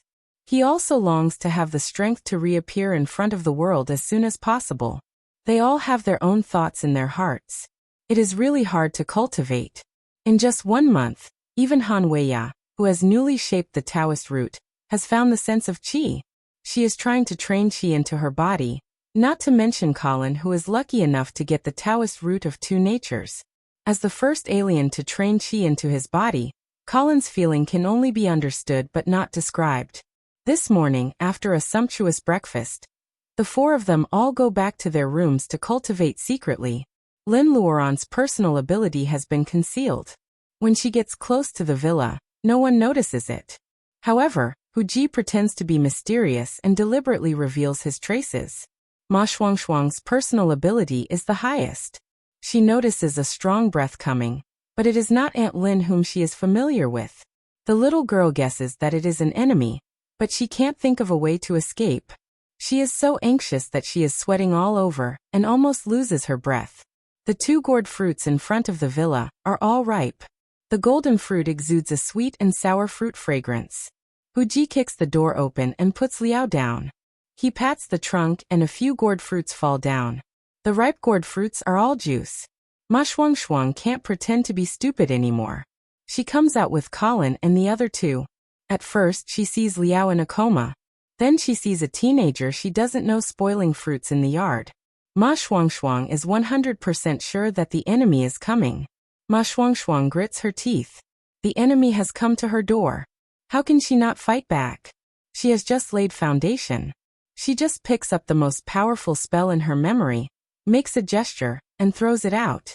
The other side has already used the magic weapon that Lin Luoran refined for her when she was on the starship before. A blue water whip is extremely inconsistent with Ma Shuangshuang's temperament. However, she has practiced whip skills a lot in her daily life. When the spell attack is about to arrive, the whip has already arrived like a spirit snake. Her 2 hands attack mercilessly. Hu Ji is sucking the gourd fruit with a tut-tut sound. He frees one hand to catch Ma Shuangshuang's water whip. He pulls her and the little girl almost falls down. Seeing that his sister is at a disadvantage, Ma Yiming can't bear it even though his personal ability is not high. He also jumps forward. Hu Ji holds back his smile and deliberately tries to dodge.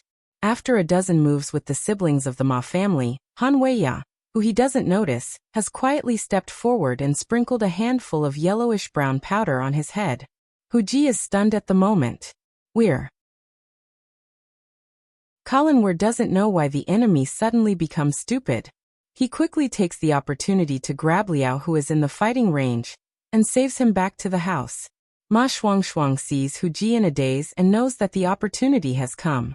The water whip has already wrapped around Hu Ji's neck. As long as she shakes her wrist, she can strangle the teenager's neck. Tell me, who are you? Why did you hurt Grandpa Liao?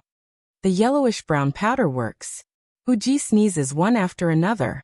His whole body is soft and powerless. It has nothing to do with the amazing appearance he imagined. He is so angry that he bends down and points at the 4 young people, but can't speak. He is so angry.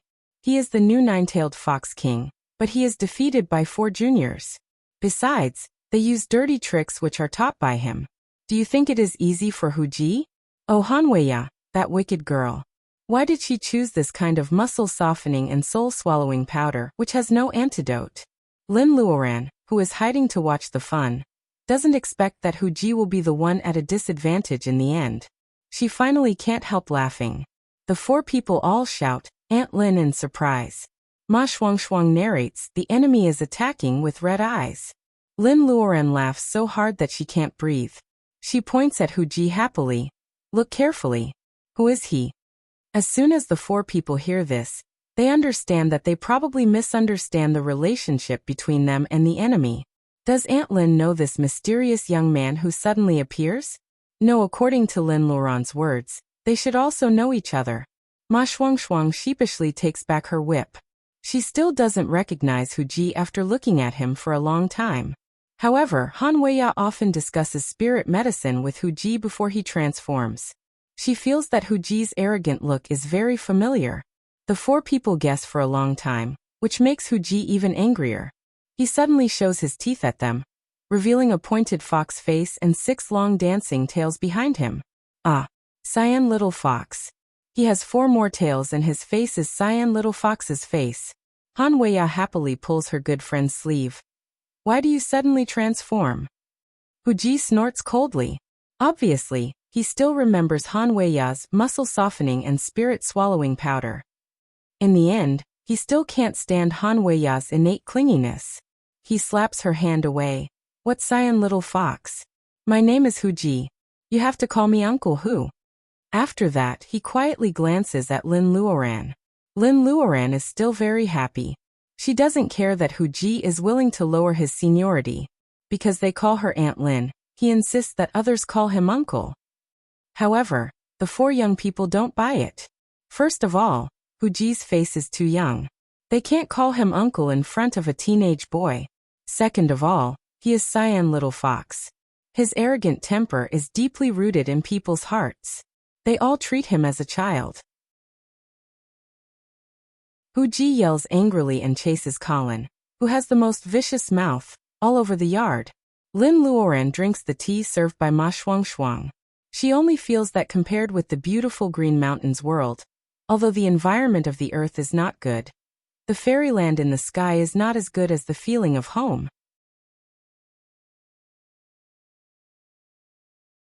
Chapter 521. After coming back from the Green Mountains world, Lin Luoran's days are not easy. First of all, the young people in her family have embarked on the road of personal ability enhancement. As guides and elders, they must have some weapons on the earth where mutant monsters are rampant.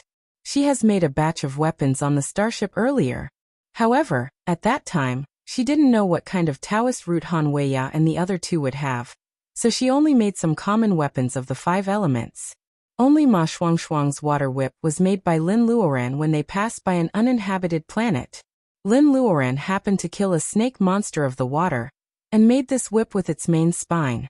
It is of good quality. Otherwise, it can't trap Huji easily. Of course, in addition to worrying about this, Lin Luoran is also very concerned about the injuries of Fire Phoenix and Silverfish in space. Lin Luoran has no elixirs to use when her soul of departed is injured. She can only choose the stupidest way, which is to throw piles of 10,000-year hollow azurite she brought from the Green Mountains world to the 2 monsters. As for herself, she also carved a few pieces of 10,000-year hollow azurite. She hangs them on her body when she has nothing to do. The main purpose is to nourish her ocean of consciousness. When she is free, she goes into space to organize things. Lin Luoran glimpses at the blue-covered Tao book on the desk. No matter how hard she tries, she can't open it. She is sure that the man in robe really leaves when he says he will leave. She has only learned 8 golden word figures. She probably won't have a chance to continue learning before seeing the man in robe again. However, she can't be too greedy. As a gathering vitality cultivator with a divine title, there are still many arts of nature and holy spells waiting for her to study. Lin Luoran lines up the refining materials collected by the monsters of the Green Mountains world for several years, and the treasures of nature offered to Huji by the monsters of the Green Mountains world. After thinking for several days, She finally has a clue about what to refine for everyone. The nine-tailed fox is not good at attacking. Lin Luoran remembers that the monsters of the Green Mountains world offered a ball of glittering silk. It should be feasible to weave it into cloth, and then make a Taoist robe for Hu Ji. Of course, she can't do it by herself. Ma Shuangshuang used to learn the ancient weaving method in order to cure diseases. Therefore, she asks for this thing. Lu Qingdai also comes to see him. In addition to the reconstruction, she also tells him about a group of people from the Alpha Alliance a few days ago. Lin Luoran doesn't know how the Earth Federation led by Mr. Pang works. With the influence of the last Dongting incident, the Alpha Alliance not only doesn't turn against the Earth, but also portrays the last incident as a test of the military defense of the Earth Federation. The result of the test is obvious to all. The Earth Federation doesn't want to argue with them. It insists that since it is a test, it should upgrade the Earth Federation. The Earth is a rank 1 member star of the Alpha Alliance. It is just a nice name for a colonial star. Lin Luoran doesn't know how high the Earth will be in the Alpha Alliance under the operation of the Earth Federation this time. She doesn't pay much attention to it. Subconsciously, she still regards the Alpha Alliance as a hostile force. Whether they suppress the Earth Federation or support her, it is only a temporary relief for Lin Luoran. Therefore, Lin Luoran just keeps what Lu Qingdai said in mind, and doesn't pay more attention to it. As for the reconstruction, step by step, one can't make progress. Although she is partial to Wuxia, she also knows that if other places are left alone, the change of environment will be limited no matter how great it is. Not to mention other settlements. In addition to Dongting, Wuxia still has Zhongdu City, which was originally the capital before the new era, and Lesa City on the Tibetan Plateau. There is only one mother lode of the 5 elements. The reconstruction has to be centered on Dongting. This is a protracted battle. Zhongdu City, Lesa City, and even the settlements in Western Europe and the Grand Canyon of East Africa have to take some actions. It seems that she has to find a time to investigate the environment near other settlement cities. Thinking of Lesa, Lin Luoran suddenly thinks of something. Didn't Zhe Yitong's family live on the prairie before the new era? Since Lesa City can be preserved in the form of a settlement, maybe the herdsman girl's bloodline may really be left in the world if she is lucky. It is feasible to let Xiaoji investigate this matter, in case it stays on the Edward and chats with her from a distance all day long because of boredom. Alas, she is not a chatting robot. After dealing with the trivial things at home, Lin Luoran is about to start refining weapons. She suddenly remembers that day in the stone hall, Baojia's snow sword was seriously injured by the fake saintess. Maybe she also wants to refine it again. Lin Luoran thinks of the grade 5 bright snow. The 2 flying swords are originally from the same source. This time, Baojia almost destroyed the sword to save her. She simply refurbishes the bright snow and doesn't hesitate to refine it.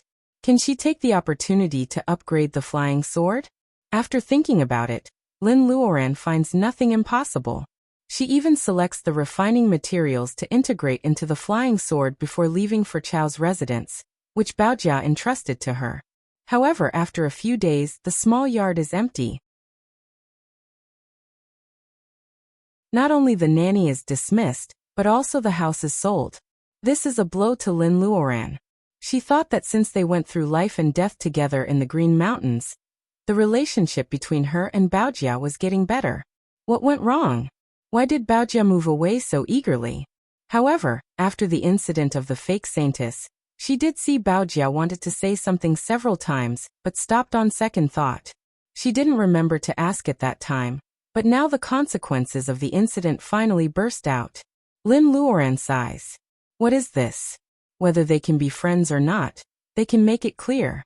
Why does he avoid her like this? For a while, she is also a little indifferent. Xiaoji helps her to find out that Baojia left Dongting with Chao and went to Zhongdu City. Knowing the general direction, Lin Luoran puts this matter aside. She wants to let nature take its course. 2 days later, news comes from Zhongdu City. It is something wrong with their seed cultivation center. Although Lu Qingdai plans to deal with it by herself. How can Lin Luoran not care about it now that she knows it? The 4 young people in her family hear that they are going to Zhongdu City, so they all apply to go with them. Liao is still recovering from his injury, and Dongting can't be left alone. Hu Ji is rarely sensible, and says he wants to stay. Lin Luoran finally takes Colin, who is more tactful in dealing with things.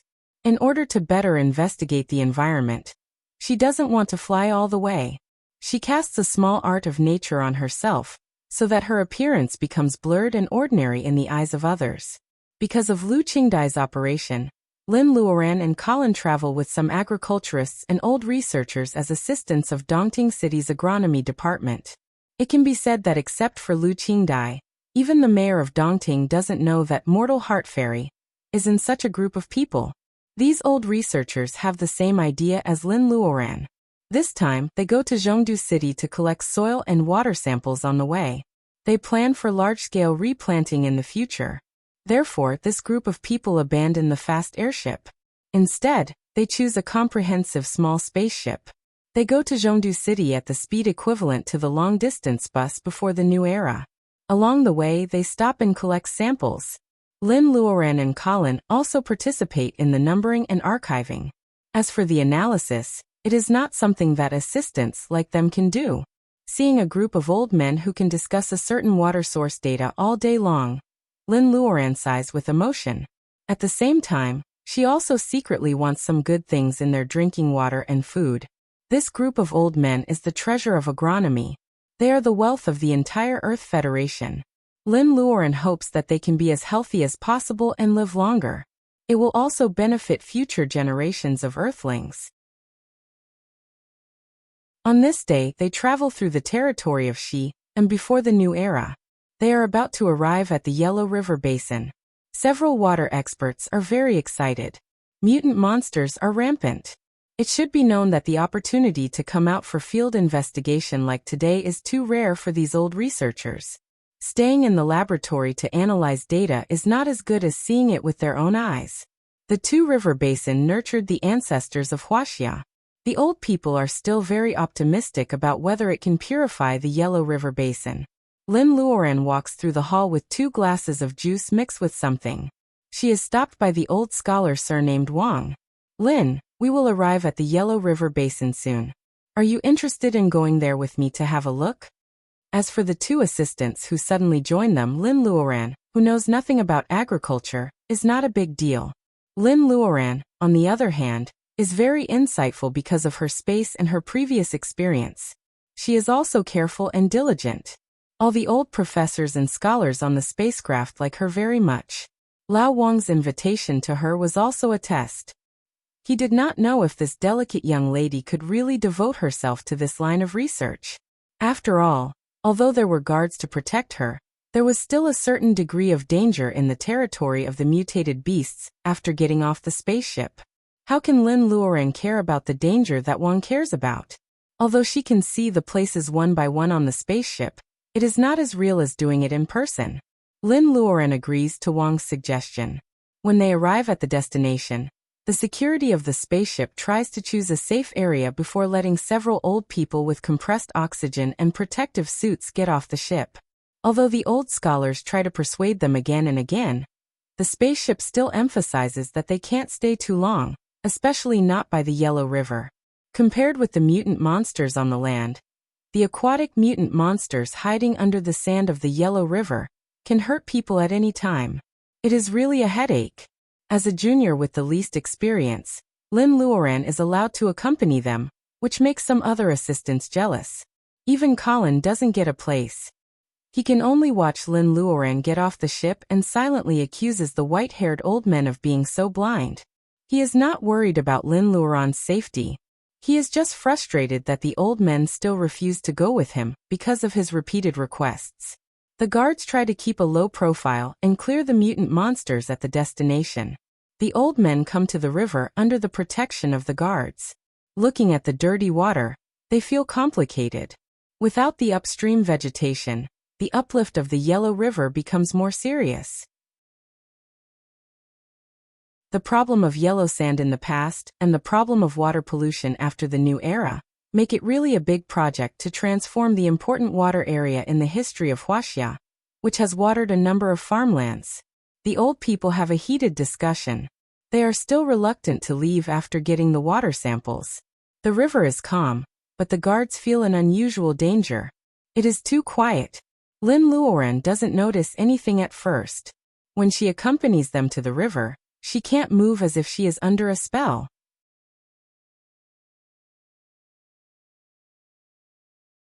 Chapter 522.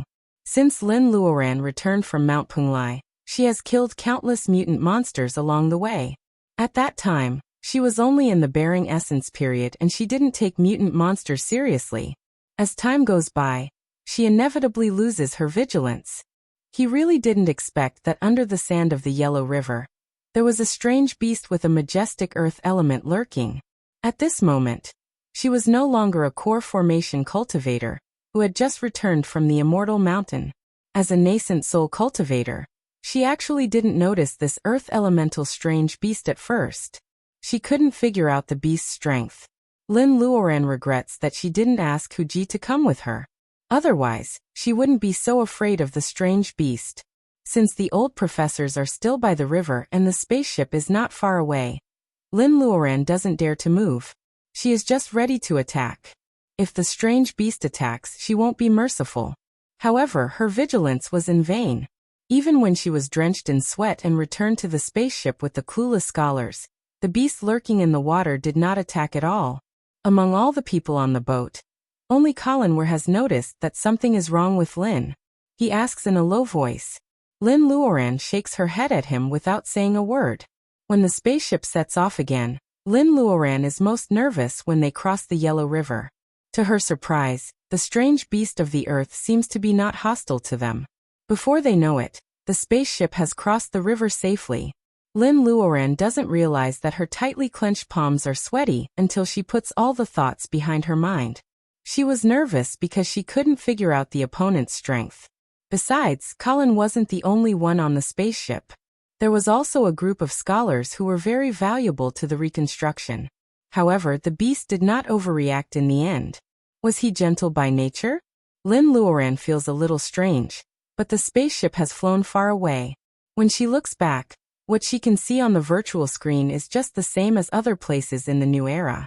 The sky is always gray. When the spaceship shrunk to the size of a dot in the distance, the Earth-attributed exotic beast, which had been standing still in the depths of the riverbed, raised its huge head. It didn't look very amiable, but its pair of huge eyes didn't match the emotions of a beast. Reluctance, longing, and indescribable gratification. Because of the Earth monster, Lin Luoran is a little absent-minded. Taking advantage of the break time, she refined some of the materials, intending to leave the important steps for later in the central capital. No matter how slow the journey is, there are still things waiting to be solved in Zhongdu City. The research group that Lin Luoran and Colin follow still arrives in Zhongdu City after 2 days. Compared with the 800-mile Dongting water area, the Zhongdu City was sandstormy before the new era. At this moment, this settlement is twice as large as the capital before the new era. Under the semicircle shelter, it is a huge city of yellow sand. Compared with Dongting City, Zhongdu City may be seriously short of water. It seemed that rather than saying that there was a problem with the seedling center, it would be more accurate to say that the reconstruction was very difficult to promote near the central capital.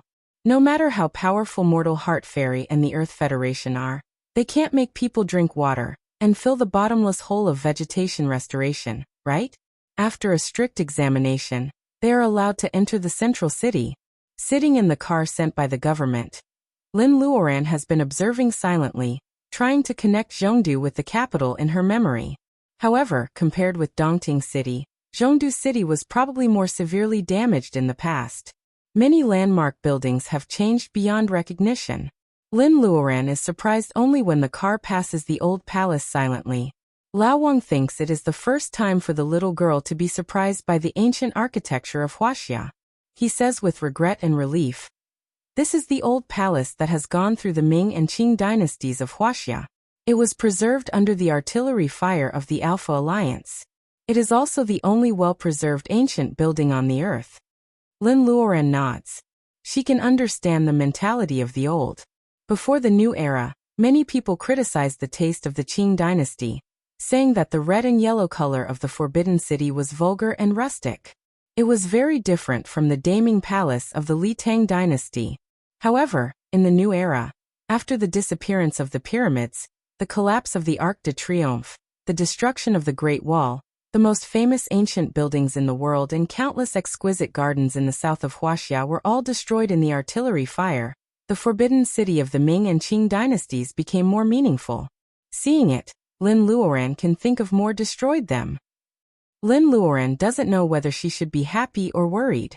The car simply bypasses the palace wall and arrives at the hotel arranged for them by Zhongdu.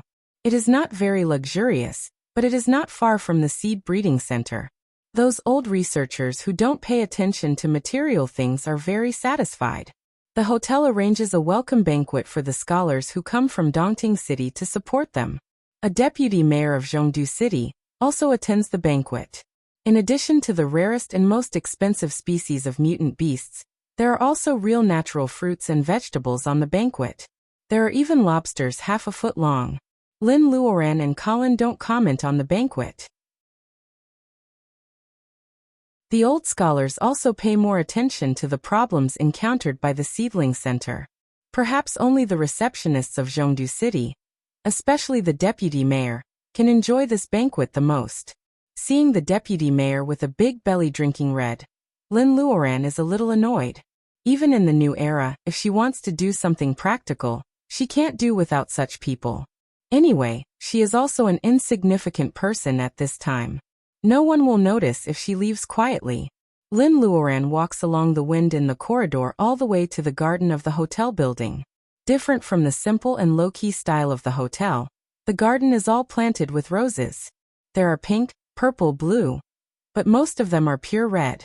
The fragrance of roses comes and Lin Luoran is a little surprised. However, probably no one will be in a bad mood when they are surrounded by flowers. The uncomfortable atmosphere of the meal seemed to have been diluted by a lot as the cups clash with each other. After a while, Colin also came to find him. "Miss, are we going with them?" Lin Luoran seems to be a little drunk in the aroma. After a while, she nods and turns her head with a smile. The environment of this hotel is good. Colin is stunned. He looks at the nameplate nailed on the garden wall. It is a little familiar. It is the famous Rose Hotel in the Alliance. As the son of the Weir family of rank 4 member star, Colin has been to a wide range of places in the Alpha Alliance.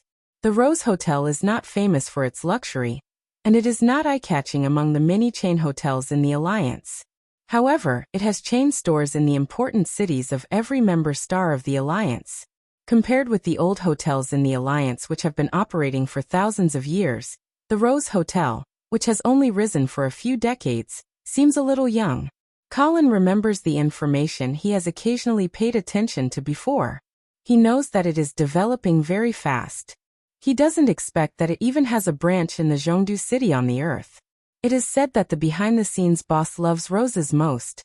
He doesn't know whether it is true or not.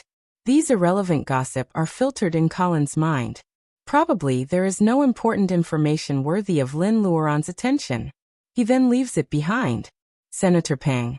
At the Dongting Starship landing site, the important officials of the municipal government have been waiting for a whole morning before they see the familiar face getting off the starship surrounded by many guards.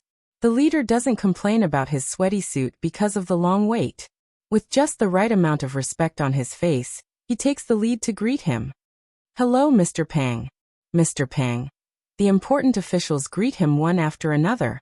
Compared with Senator Pang, the officials who have worked with this middle-aged man are more willing to call him Mr. Pang. Pang Xianzhong finally smiles a little more intimately. Obviously, he is more satisfied with the latter title of Mr. Pang. The leading official wipes his cold sweat. He feels that he is really not qualified today. However, he is newly transferred to Dongting City, so he can't be blamed. Although he has long heard that Senator Pang is approachable and doesn't put on airs, he doesn't dare to act rashly when he is not familiar with him. After all, this senator has real power in the Supreme Senate of the Federation. Even if he is smiling, the unique aura of a superior cannot be ignored. The jury team of the Alpha Federation has already arrived in Dongting. These days, they have been making a lot of noise, nitpicking the qualification of the Earth Federation to be promoted to rank 2 member star. The new mayor knows that Senator Pang is here to deal with this matter. He just doesn't know how this supposedly moderate senator will promote the development of this matter. Pang Xianzhong and a group of officials who come to inquire about the news perfunctorily talk for a while, and then get on the black car that comes to pick him up. Seeing the new mayor looking at him eagerly, Pang Xianzhong looks at the time on his old mechanical watch and says with some dissatisfaction, "Mayor Peng, you are a federal official. You can't be too soft in some aspects." Mayor Peng's face froze. He wanted to explain something, but the black cars had already disappeared from his sight. Ignoring the thoughts of other officials, Mayor Peng is thinking about the meaning of Pang Xianzhong's words. He feels it is unbelievable. This time, the Federation is going to take a tougher attitude towards the Alpha Alliance? But what was the trump card of the Federation? Was it just Mortal Heart Fairy? Of course, Mayor Peng's thoughts couldn't affect Pang Xianzhong. In front of a large group of people, he couldn't speak too clearly. However, Pang Xianzhong was certain that that person had been operating for many years. He would not be satisfied with a second-class member planet that was slightly better than a colonial planet. The Alpha Alliance admits defeat this time. Pang Xianzhong knows that the man must have taken action, but he didn't expect that he would come to Dongting in person. Not because of the existence of Mortal Heart Fairy Mr. Pang, we have arrived at the Rose Hotel. The driver's words made Pang Xianzhong put aside some thoughts. He ordered the security personnel to stand by. Pang Xianzhong tidied up his clothes to ensure that they were clean before entering the hotel alone. The Rose Hotel is not luxurious, but that person seems to have a preference? Pang Xianzhong remembered that they seemed to have met several times, and they always chose this hotel chain. He pondered for a while in his mind. Under the guidance of a special person, he gently pushed open the door of the luxury suite on the top floor. A burst of fragrance of flowers came. The first thing he saw was the brilliant red roses on the terrace.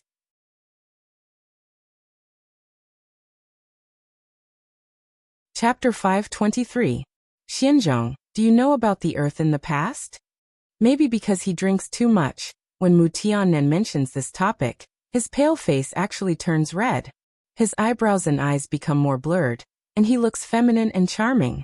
Pang Xianzhong has been supported by Mu Tiannan since he was a teenager. Now decades have passed in the blink of an eye. As he becomes more powerful in the Earth Federation, he meets Mu Tiannan more often. He also gets to know some of his benefactor's habits. Most of Mu Tiannan's questions are just self-answers. He just needs a qualified listener. Sure enough, when Pang Xianzhong refills his glass, Mu Tiannan has already changed the topic. Are you here for the Earth's upgrade? Pang Xianzhong sat up straight and nodded. He didn't just come for Earth's upgrade. He firmly believed that with his benefactor's help, not only would the current problem be easily solved, but Earth might also have the opportunity to jump a level and become a third-class member planet. The Earth has been developing secretly with the support of his benefactor for so many years. A few days ago, he got some technology from the Nami Alliance. If the Earth digests all the information, it will be far more advanced than today's rank 4 or rank 5 member stars of the Alpha Alliance. As an evaluation standard, he only needs to show some of it. In terms of hardware, the Earth Federation has developed the Lunar Residential Area and Pluto, which is still under construction. There are indeed fewer planets under its jurisdiction. Mu Tiannan puts down his glass and says with a faint smile, "Xianzhong, don't worry. The Earth's upgrade will not succeed this time." Ha! The steady Pang Xianzhong's hands trembled slightly. He couldn't believe what he had heard. For the sake of this upgrade, the Federation had made a lot of preparations, even going so far as to expose some of their strength. Why did their benefactor say that it would not succeed? Mu Tiannan doesn't explain but asks Lieutenant Pang Xian to turn on the TV. At this time, the interstellar news of the Alpha Alliance is broadcast. Today, the host's tone is a little solemn. It turns out that the other two alliances bordering the Alpha Alliance have been harassing the border in recent days. The conflict has been expanding again and again. The Alpha Alliance can't completely block the news from its member stars. Today, things are analyzed on interstellar TV for the first time. looking at the so-called experts analyzing whether the Galaxy Alliance will form an alliance this time. Mu Tiannan raises his eyebrows. Look, the alliance will soon be unable to take care of themselves. How will they have the time to devise any schemes to cause trouble for Earth? Rank up. The strict ranking system between the member planets was not only a pleasant-sounding title, but also a corresponding trade level. Once Earth successfully leveled up, the restrictions that the Alliance had deliberately set on Earth would no longer be able to be brought to light. Even if it was a level 2 member star, it had the right to communicate with other alliances outside of the galaxy. The Alpha Alliance's plan to bury the secret of longevity on the Earth, a small planet, falls apart. Therefore, Mu Tiannan knows that the Alpha Alliance's initiative to investigate the Earth Federation and upgrade the Earth is a conspiracy from the very beginning. It doesn't matter what the Alpha Alliance is planning. 1 monk carries water to eat, 2 monks carry water to eat, and 3 monks have no water to eat. He helps the Alpha Alliance find so many foreign monks. If the Alliance wants to monopolize the secret of longevity, it will be a headache. How could Mu Tiannan, who was born in a red family, easily forget the invasion 300 years ago? He knows that Lin Luoran will never forget. No matter how kind a person was, they would fall out with each other. They were both taking revenge, so why not let him do it for them? Anyway, she was a righteous person, so she shouldn't be stained with the sin of killing. As for him, his hands were already stained with endless sin, so he didn't mind adding a little more. Alak Alliance and Bape Alliance. Are they really going to declare war on the Alpha Alliance? The news comes so suddenly that Pang Xianzhong is very surprised. The news is still on, but his mind has drifted far away. Mu Tiannan lowers his head and smiles. He didn't intend to say much to Pang Xianzhong. However, thinking that Pang Xianzhong is still a member of parliament, Mu Tiannan has to say something to the Federation. Don't worry. Even if they fight, the war will not affect the Earth Federation. Seeing that Mu Tiannan is so sure, Pang Xianzhong is relieved. He sees that Mu Tiannan turns his eyes to the fiery roses on the terrace. It seems that he doesn't want to talk anymore, so he takes the initiative to say goodbye. Xianzhong, since you are in Dongting, you should visit your family more often if you have time.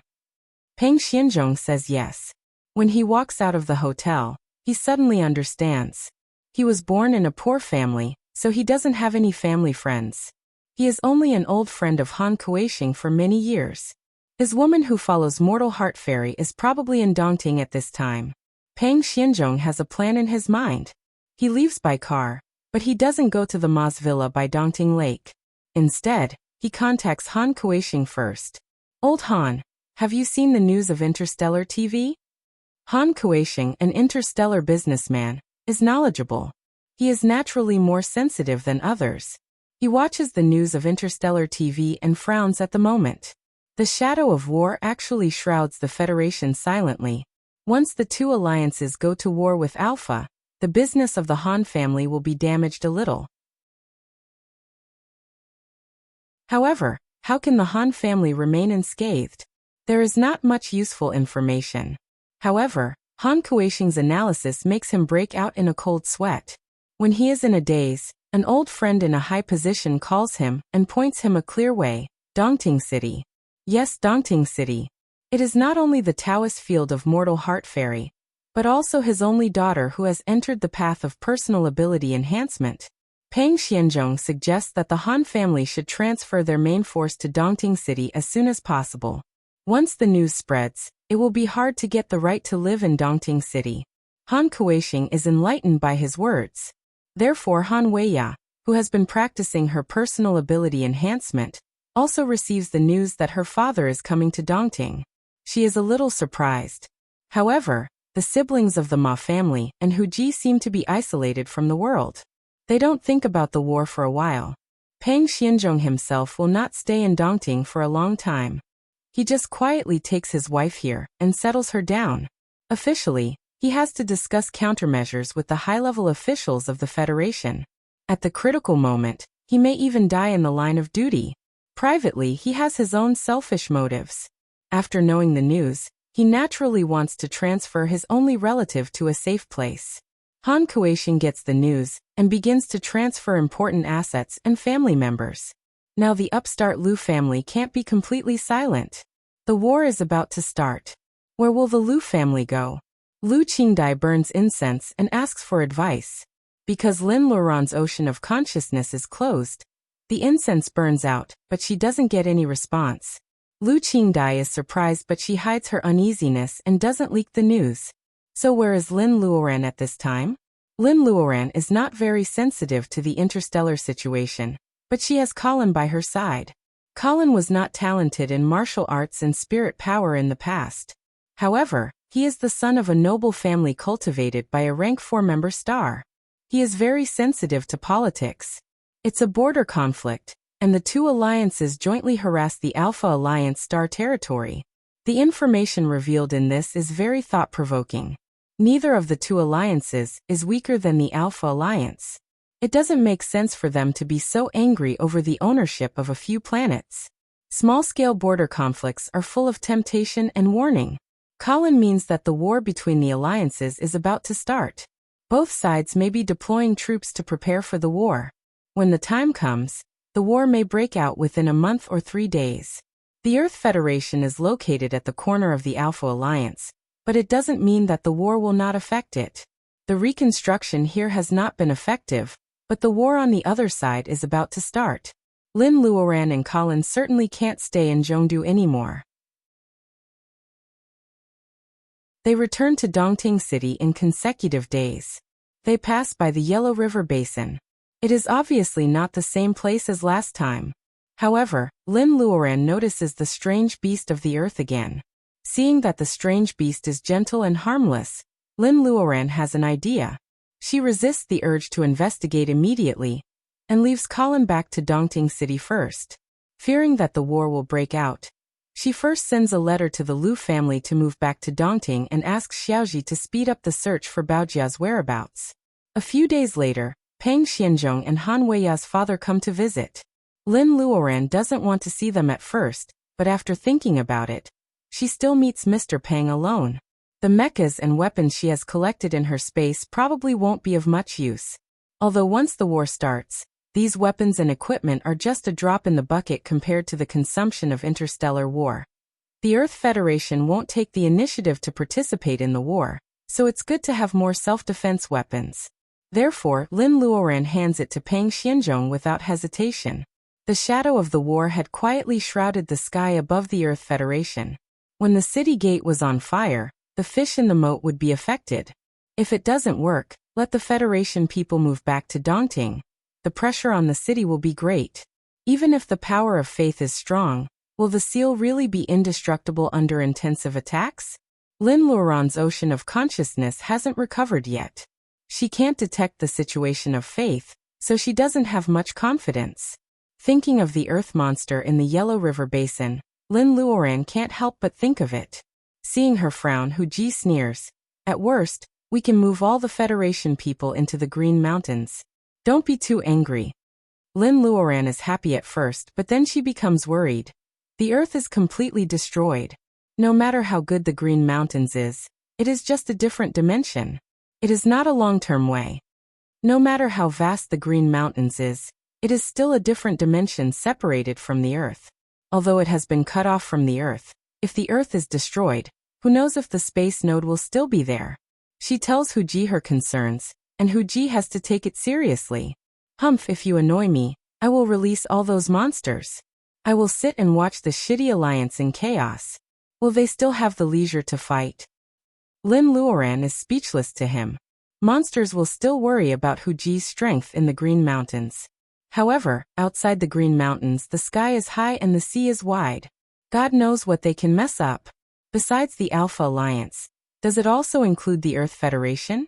At that time, those monsters will not be controlled. Today you eat a person, tomorrow I will fry a heart. Catching monsters all day is more tiring than fighting. Hu Ji also begins to be anxious. Lin Luoran sighs. The Green Mountains are not the only place in the different dimensions of the Earth. If this plan works, she hopes that the monsters of Penglai Fairyland and all kinds of big monsters in the secret land of Bermuda will all come out. She wants to turn the world upside down. Let's see if those aliens are still arrogant. In the Golden Triangle of Bermuda, on the Stinky Sea, Mu Tiannan floats in the air. He opens his palm and 12 jade plates fly out. Boy, you can't delay it any longer, can you?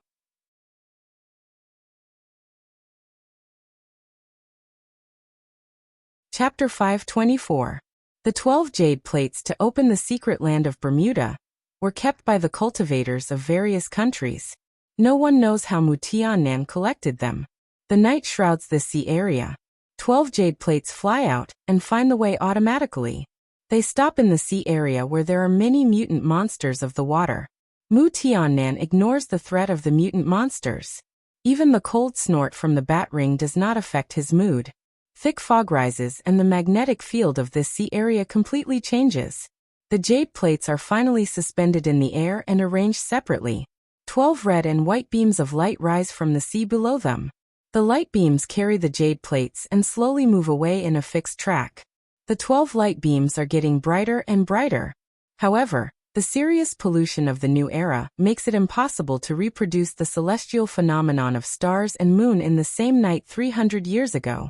Mu Tiannan waits quietly for a while, but he still can't get it. He has to make a complicated emblematic gesture to blow away the dust pollution covering the sky above his head.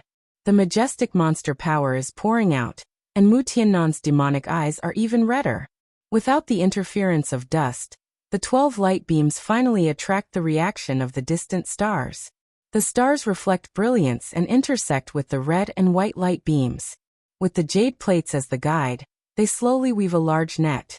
The grid gradually condenses and forms a large disk with a radius of about 100 square meters on the foggy sea. Seeing that the disk has stabilized, the bat ring says again, "Why don't you go?" Mu Tiannan seems to be disgusted and afraid of the existence in the ring. He is about to take back the jade plates and step on the disk when a strange movement comes from the sea area not far away. He can't help but look into the distance. Mu Tiannan's demonic eyes give him excellent eyesight. It is a huge turtle breaking through the water. Contrary to the clumsiness of turtles, it is as fast as lightning in the sea. In the pitch-black night, a figure leisurely followed behind the sea turtle, riding on a sword as it approached. Mu Tiannan's demonic eyes suddenly become dull. The blood in his eyes slowly fades away, but his face becomes paler. The cultivator with fluttering sleeves on the sword. Who else can it be except the beautiful and unparalleled Lin Luoran? He has made a lot of preparations and looked forward to meeting her again with a flawless image. However, fate may never really care about him. His layout, schemes, and plans are shattered by the unexpected reunion. This kind of indescribable psychological fluctuation makes Mu Tiannan unable to lift his feet or turn around. Lin Luoran is approaching from afar. She was originally focused on the giant turtle. She seems to be surprised that someone has opened the secret land of Bermuda. She can't help but look at Mu Tiannan in a black robe. She is whiter and thinner than before, but her appearance. She seems to be surprised that a mortal without the Taoist root can live to the new era. Then the joy in her eyes makes Mu Tiannan tremble all over. Mu Tiannan's vision is blurred, but his body is out of control. He raises the hand with the bat ring and attacks Lin Luoran with great monster power. Apparently, she didn't expect that her old acquaintance would attack her mercilessly. The demon light hits Lin Luoran's ribs. Blocked by her treasure clothes, it only loses 20% of its strength. Lin Luoran falls from the flying sword and spits out blood in the water. Mu Tiannan can hardly believe that he attacked her. He didn't know where the giant turtle went. Lin Luoran falls into the sea and disappears. Only Mu Tiannan, who can't control his emotions, the disk of intertwining light, and her blue flying sword buzzing and trembling are left on the sea. How dare you attack her without authorization? The existence in the bat ring laughs strangely. It seems that Mu Tiannan just asked an extremely ridiculous question. That is not Mu Tiannan. Who is that? The moment Lin Luoran falls into the sea, her mind is in a mess. The War of the Alliance is about to break out. The entire Earth Federation is actively defending. Lin Luoran has arranged important affairs in Dongting City. She has always been thinking about the earth monster in the Yellow River Basin. If she wants to find her family, she has to gather the 5 elements as soon as possible. The sudden appearance of an earth monster makes Lin Luoran's heart beat fast. Tonight, she finally can't help but come to check it out. She rides her sword to the Yellow River Basin. However, this time the motionless earth monster seems to be deliberately teasing her. It rushes under the riverbed and goes all the way into the sea, leading her to the direction of the North Atlantic Ocean. She also recognizes the so-called earth monster. It is actually the giant turtle she once saw in the Sea of Bermuda. She still remembers that when she and Wen Guanjing climbed the sea platform to enter the secret land that year, the giant turtle suddenly appeared and looked back at her with human-like emotions. Reluctance and regret. How can it have such 2 strange emotions? Lin Luoran recognizes the giant turtle. She is curious, so she follows it unhurriedly and gradually arrives at the Sea of Bermuda. White mist rises from the sea. Someone is trying to open the secret land of Bermuda. Lin Luoran is very surprised. The entrance to the secret land of Bermuda is controlled by 12 jade plates. Before the new era, they were kept by the world's powerful countries. Even if they were not destroyed in the war, it is very unlikely to gather the 12 jade plates before or after the war. In addition to strength, it also depends on luck. Flying close with curiosity and vigilance, Lin Luoran doesn't expect that the one who is about to step on the platform is him. He is whiter and thinner than before. Even if the eyebrows and eyes can be faked, the look in the eyes can't be fake, right? It turns out to be Mu Tiannan. Lin Luoran remembers the last time she saw him. It was when the crazy Taoist set up the yin and yang dust circle. Lu Zheng came to find her and Mu Tiannan was waiting in front of the villa of Qingqing Villa of the Lin family. He wanted to say something but stopped on second thought. Later, Mu Tiannan suddenly left the country. Master Mu said that he gradually lost contact with him. Lin Luoran occasionally felt worried. She felt that Mu Tiannan's disappearance had a lot to do with what he didn't say that day. However, immortals and mortals are different. She was suddenly trapped in the Prenglai immortal land and dreamed for 300 years. When she returned to the earth, her family and friends were all missing or dead. As for what Mu Tiannan didn't say at that time, she vaguely understands after experiencing the changes. But what's the use? The tall and thin young man must have been crushed into dust by the merciless time like Fatty Ma Ming and Sixi of the Mu family.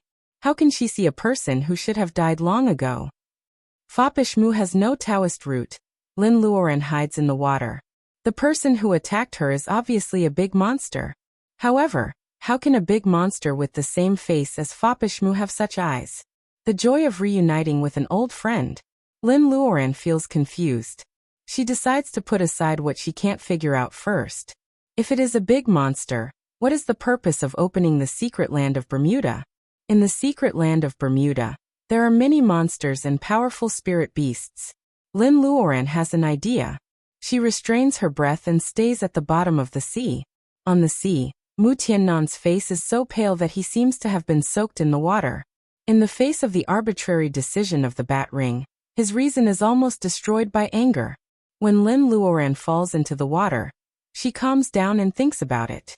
Although that attack happened suddenly, it is not likely to cause irreversible damage to a cultivator of the gathering vitality period. He suppresses his anger. Things have come to this point, and this is the worst time. Naturally, he can't recognize Lin Luoran. However, why does she suddenly come to Bermuda? Mu Tiannan feels that it has something to do with the big turtle whose level he can't see. He wants to find it, but he can't hide his whereabouts. He thinks about it, and decides to enter the secret land as soon as possible to avoid unnecessary trouble. Why don't you wait for her? Wait for her to enter the secret land together. Or you don't want to kill her? The ring begins to speak again. The voice seems to come from the abyss, with indescribable gloom. However, it is different from the previous strange laughter. It seems to be a different person. Mu Tiannan doesn't answer, and steps onto the platform. What a joke! This time, even he himself is in danger of dying in the secret land. How can he drag her into the water? Mu Tiannan forces himself to forget Lin Luoran's injury. He is ready to take back the 12 jade plates as soon as possible. However, a rainbow light suddenly shoots out of the quiet water. The blue light flashes. It is the flying sword that cuts towards him through the void. Mu Tiannan slightly turns his body sideways. The flying sword cuts through the air, but the rainbow shadow is as fast as lightning. It takes away several jade plates and disappears with the flying sword from the round platform. It is the first to be teleported. Mu Tiannan is stunned. Before he can say "don't go," two different laughs come from the bat ring. One voice is surly and the other voice is slightly young. In common, they are both very satisfied with Lin Luoran's performance of taking away the jade plates and entering the secret land of Bermuda. Mu Tiannan's face is livid. He puts away the remaining jade plates and also teleports away. Seeing that the platform is about to disappear in a while, the sea turtle appears again. Its clumsy body jumps onto the platform and follows Mu Tiannan. Its huge body also disappears from the transmission platform. Lin Luoran is the first to enter. She doesn't expect to take away half of the jade plates. It is the second time for her to come to the secret land of Bermuda. She goes down from the elevator and quickly passes through the flower corridor. The magnificent light gate is already in sight. White Fairy once said that this is the lost land. Since White Fairy can enter as a gathering vitality cultivator, why can't she enter later? Lin Luoran is eager to have a try. She thinks of the big monster that is chasing behind her. Its face is the same as that of Fopishmu. She doesn't want to face it. Making up her mind, Lin Luoran has already stepped in. On the other side, Mu Tiannan chases all the way. He only sees Lin Luoran's back disappearing in the light gate. In this case, he really doesn't know whether he should be happy or worried. Mu Tiannan grits his teeth and steps in. At the moment when the light gate is about to disappear, the clumsy sea turtle arrives late. It has been staying on the earth for many years. The pollution of Reiki after the new era obviously makes it unbearable. The sea turtle also plunges into the light gate. The mysterious light gate of the Bermuda secret land is destined to reach completely different destinations even if they enter later. Mu Tiannan, who enters later, seems to have bad luck. The place where he enters the secret land is actually the most central area. There is never a shortage of real big monsters here. Lin Luoran rolls down from the hillside to the side of a pool. The water in the pool is bubbling, and the stinky miasma shrouds the pool. The pool is rippling, and a double-headed snake pops out of the pool. Its cold snake eyes stare at Lin Luoran without any warmth.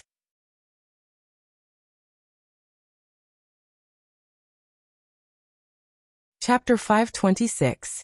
The sun is blazing. Walking in the dense forest, Lin Luoran is completely lost. Damn it, the snake monster is not so kind. It plays games with her, but all the factors are disadvantageous. It has been staring at her wrist. In the end, what it takes away is not the bead, but the 6 jade plates in her hand. In this way, she loses the opportunity to teleport out of the secret land at any time. She has to abide by the rules of the game. When the snake monster's strength is low for a month, she can walk out of the Bermuda secret land by herself. Then she is thrown into this strange dense forest. Lin Luoran is furious. She doesn't have the map issued by the special department. How can she find the landmarks and go to the exit? The abyss where White Fairy's remnant soul hides. The magnetic mountain where the bat monster lives. The underwater palace where the female corpse in white stays. Well, the first 3 places she knows are not good choices. She can only find the monkey cave to refer to. It's a pity that she can't use the holy spell listen. If she can listen to the voice of all things, she won't be at a loss. If she can find a talking monster, it's possible. Well, in fact, the monsters along the way are differentiated by their strength. The closer they are to the edge of the secret land, the lower their strength is. Can she get out of this way? Lin Luoran feels her temples buzzing. She recognizes the north and the south by the dense canopy of trees and moss. Now she is heading north. If she gets the wrong direction, she will have to turn back. After traveling for 2 days, Lin Luoran doesn't see any high-rank monsters that are not intelligent and can't communicate. They all seem to have similar strength and can speak human language. Lin Luoran doesn't know if she can find them.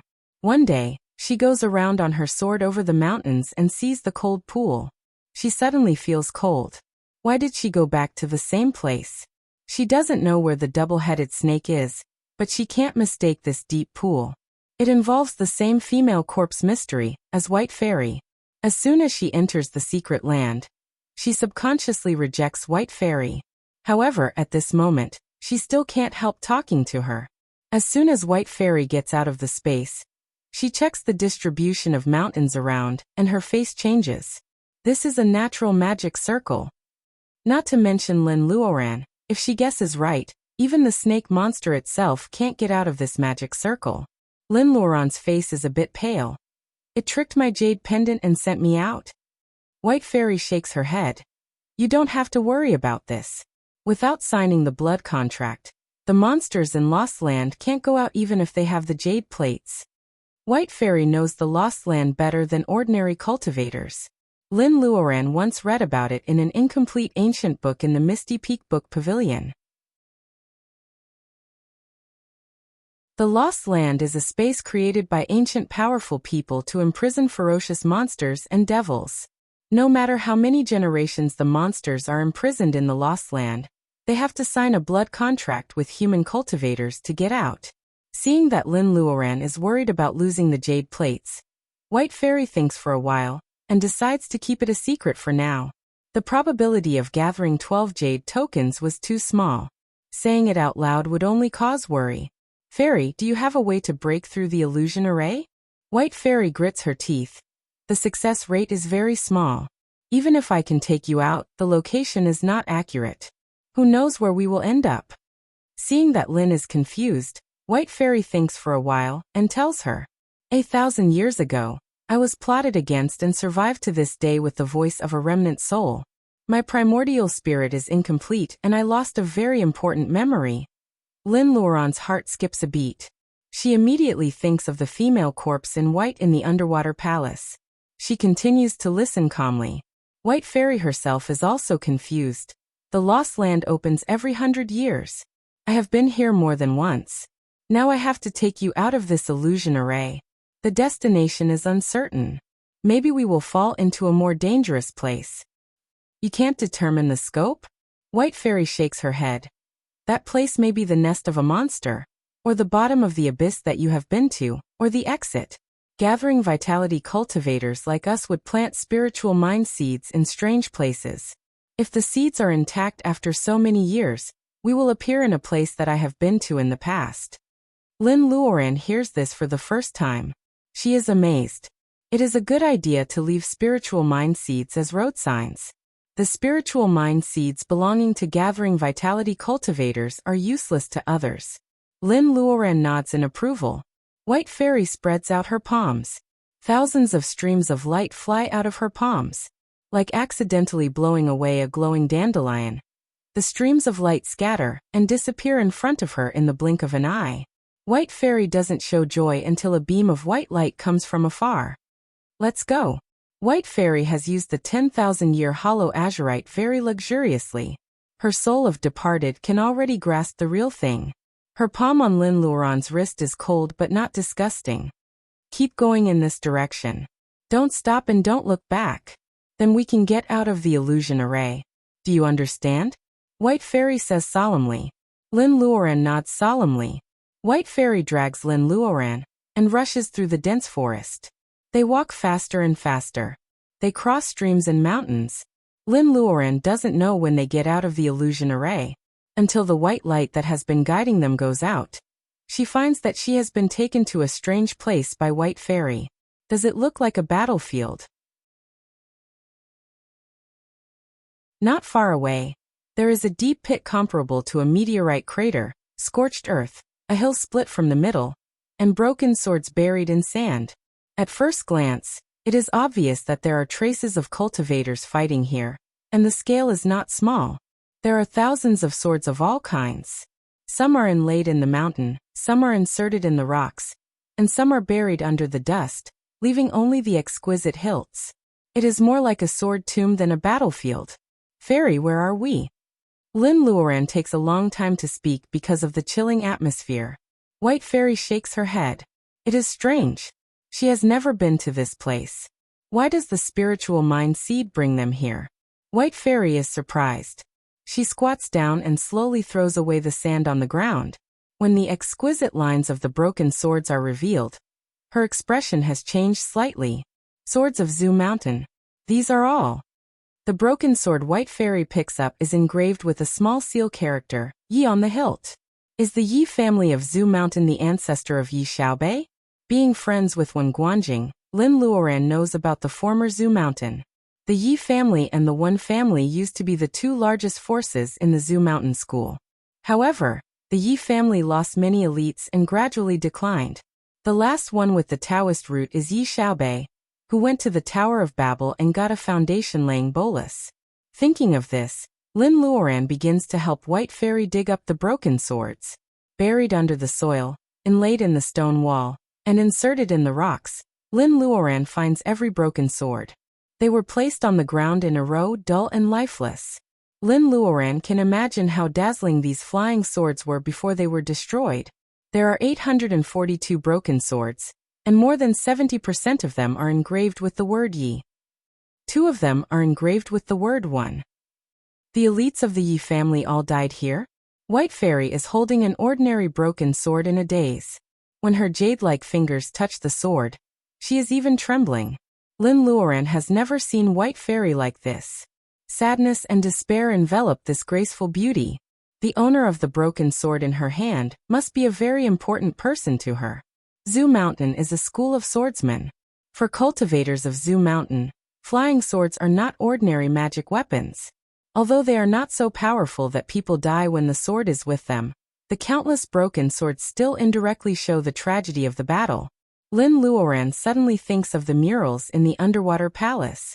The bride wearing the sword of bright snow. Does this ordinary-looking flying sword belong to the bridegroom? Is the bride White Fairy? Broken swords don't necessarily mean anything. Fairy, there is not a corpse here. White Fairy's gloomy eyes light up. Lin Luoran is right. Broken swords don't necessarily mean the death of the person. In the worst case, even if the person lives as a remnant soul, there is always hope to meet again. At the end of the distant mountain, the double-headed snake raises its head from the cold pool. It stares at the direction where the two people leave and sneers.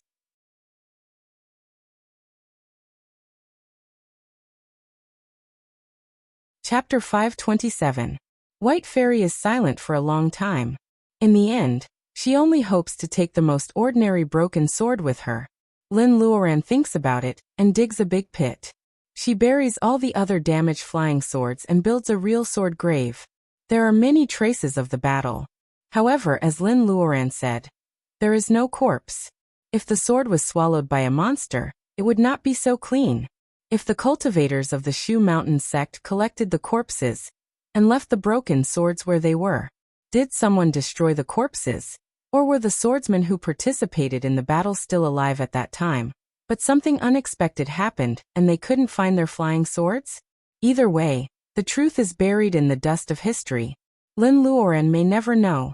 Taking the broken flying sword that White Fairy cares about, they go on their way again. White Fairy's condition is stable now. She takes the initiative to talk about the past. In the past, she had a Taoist companion surnamed Yi. He was a genius of the Yi family of Zhu Mountain in 100 years. He had the Taoist root of single nature. The first time they met was in the secret land. At that time, he was just a bearing essence cultivator, and she was still struggling in the laying foundation period. They were both juniors who followed their masters to see the world. The world of cultivation had a clear hierarchy. Zhu Mountain was the top school at that time. Although White Fairy was a personal disciple of Misty Peak, there was a big gap between her and the male cultivator surnamed Yi in terms of status and personal ability. If they hadn't experienced life and death together in the secret land, the male cultivator surnamed Yi would not have noticed White Fairy, who was in the laying foundation period at that time. That was the first time we entered the Lost Land. The Lost Land opens once every 100 years. As the two knew each other, they entered the secret land together several times after that. Something happened to White Fairy in the 3rd year of Emperor Zhouwu of the Tang dynasty. Wu Mei-er of the Joy School usurped the vitality of the human emperor, and went to the mortal world to be the female emperor. White Fairy was in the later stage of gathering vitality at that time, while the male cultivator surnamed Yi was about to reach divinization. There hasn't been a divinization cultivator in the world of cultivation for many years. Although the male cultivator surnamed Yi is the focus of all kinds of forces, it is not so easy to find the last opportunity. It happens to be the 3rd year of King Wu of Zhou. The Bermuda Secret Land opens once every 100 years. For this lost land that has never been explored by people, it is full of dangers, but it also means that it is full of opportunities. The male cultivator surnamed Yi invites White Fairy to come to Secret Land. He promises to his Taoist companion who has known him for hundreds of years that if he fails to reach divinization this time, he will become her Taoist companion. Even if he succeeds in divinization, he has to wait for White Fairy to enter the divinization period. Then the two of them can break the void and ascend together. Faced with White Fairy's persistence for hundreds of years, the male cultivator surnamed Yi finally makes a decision to stop for her. There is a word Zhao in his name, and there is a word Shui in my name. Therefore the bright snow you got is a token of love made by mermaids' tears from all over the South Sea after he gathered vitality. Lin Luoran suddenly realizes that the double-headed phoenix hairpin is a token of love between White Fairy and her Taoist companion. She was complacent when White Fairy showed her trace. However, she never thought that it would be so difficult to make White Fairy, who has the determination of the later stage of gathering vitality, show her trace except for the token of love, which is very important to female cultivators. White Fairy touches the broken sword and smiles. Do you know how happy I was when I saw you fall into the abyss? At that time, I wanted to possess you. However, your aptitude was so poor that I couldn't do it. Lin Luoran touches her nose and smiles embarrassedly. She and White Fairy have been scheming against each other since the beginning. It is good for her to talk about it now. White Fairy thinks that the reason why she gave up on possessing Lin Luoran at that time was that Lin Luoran's aptitude was too poor. The scene she saw when dealing with the monster bat played a crucial role. She originally thought that since she let Lin Luoran go, she could use Lin Luoran to get out of the secret land, and then use the method of possession. However, after sleeping for many years, when she woke up, there were no other cultivators on the earth. She also gave up the method of possession and recultivation. Let's not talk about the past between you and me. You have been cultivating for hundreds of years. There is one thing you have done better than me. With your useless physique, you gathered vitality in 300 years. White Fairy's praise makes Lin Luoran feel guilty. Without the sacred pearl, how can she gather vitality in 300 years with the environment of the earth? White Fairy seems to see through her thoughts. The sacred pearl space is just a support. I said you did well, because you have never fallen in love with anyone since you began your personal ability enhancement. It is strange that ordinary cultivators cut off the mortal world, and are indifferent to their relatives and friends. Only love has become an unbreakable barrier. Since ancient times, many powerful cultivators have died because of love. However, you are the only one who can't let go of the mortal world and doesn't fall in love. Lin Luoran, have you ever really loved someone? With White Fairy's personal ability in the late gathering vitality period, how many cultivators can beat her to death? The message was sent by the male cultivator surnamed Yi. If the person who ambushed her was him who almost reached divinization, it would make sense. White Fairy must have suspected the male cultivator surnamed Yi. Therefore, when mentioning the past, she smiles bitterly. However, when White Fairy finds the flying sword of the male cultivator surnamed Yi, she is sad and doesn't hide it. Lin Luoran shivers. If this is the unbreakable love tribulation that White Fairy said, she would rather never try it. Lin Luoran's stubbornness and dullness make her look a little dull at the moment. Seeing her like this, White Fairy also feels relaxed. White Fairy is in the mood to investigate the mystery of the past, but Lin Luoran is still thinking about the game of the double-headed snake. The two of them have their own thoughts and are in a trance along the way. When the flying sword passes by a water area, Lin Luoran inadvertently glances down. She is surprised to see several familiar mountains and waterways. Her fingertips tremble, and she almost falls off the flying sword. An underwater palace. Lin Luoran and White Fairy wander around, and come to this water area. Lin Luoran is half happy and half worried. She is happy because she has seen this water area before. After confirming several other places, she has a general idea of where she is, and finally finds the general direction of the exit. She is worried that she can't escape from the female corpse in white in the underwater palace. White Fairy's closed eyes suddenly open. She looks at the surging river thoughtfully.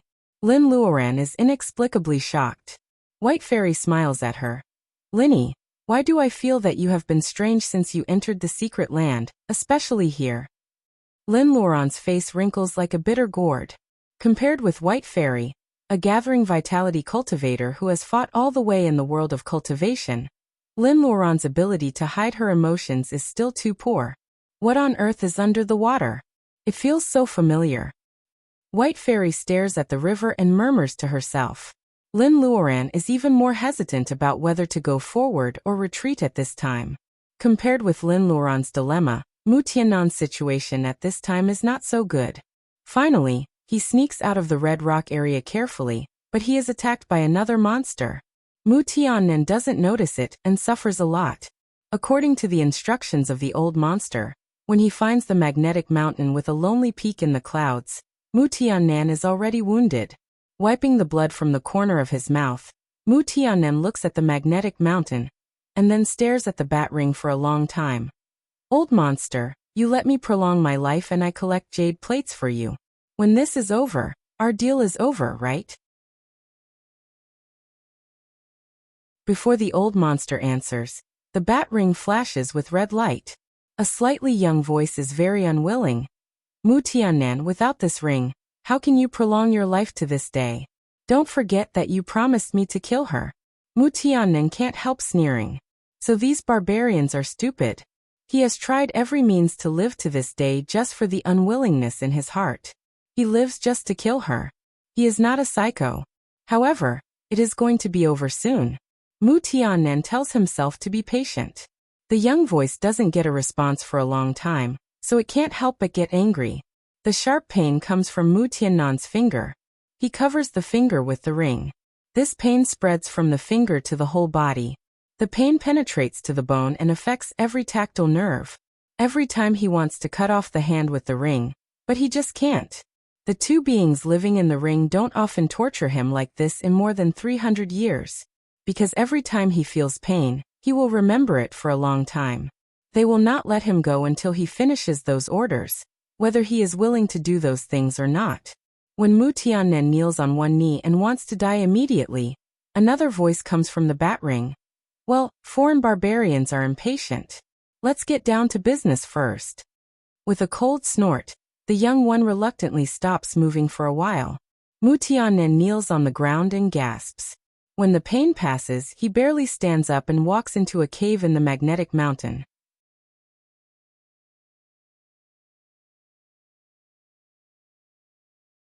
Chapter 528.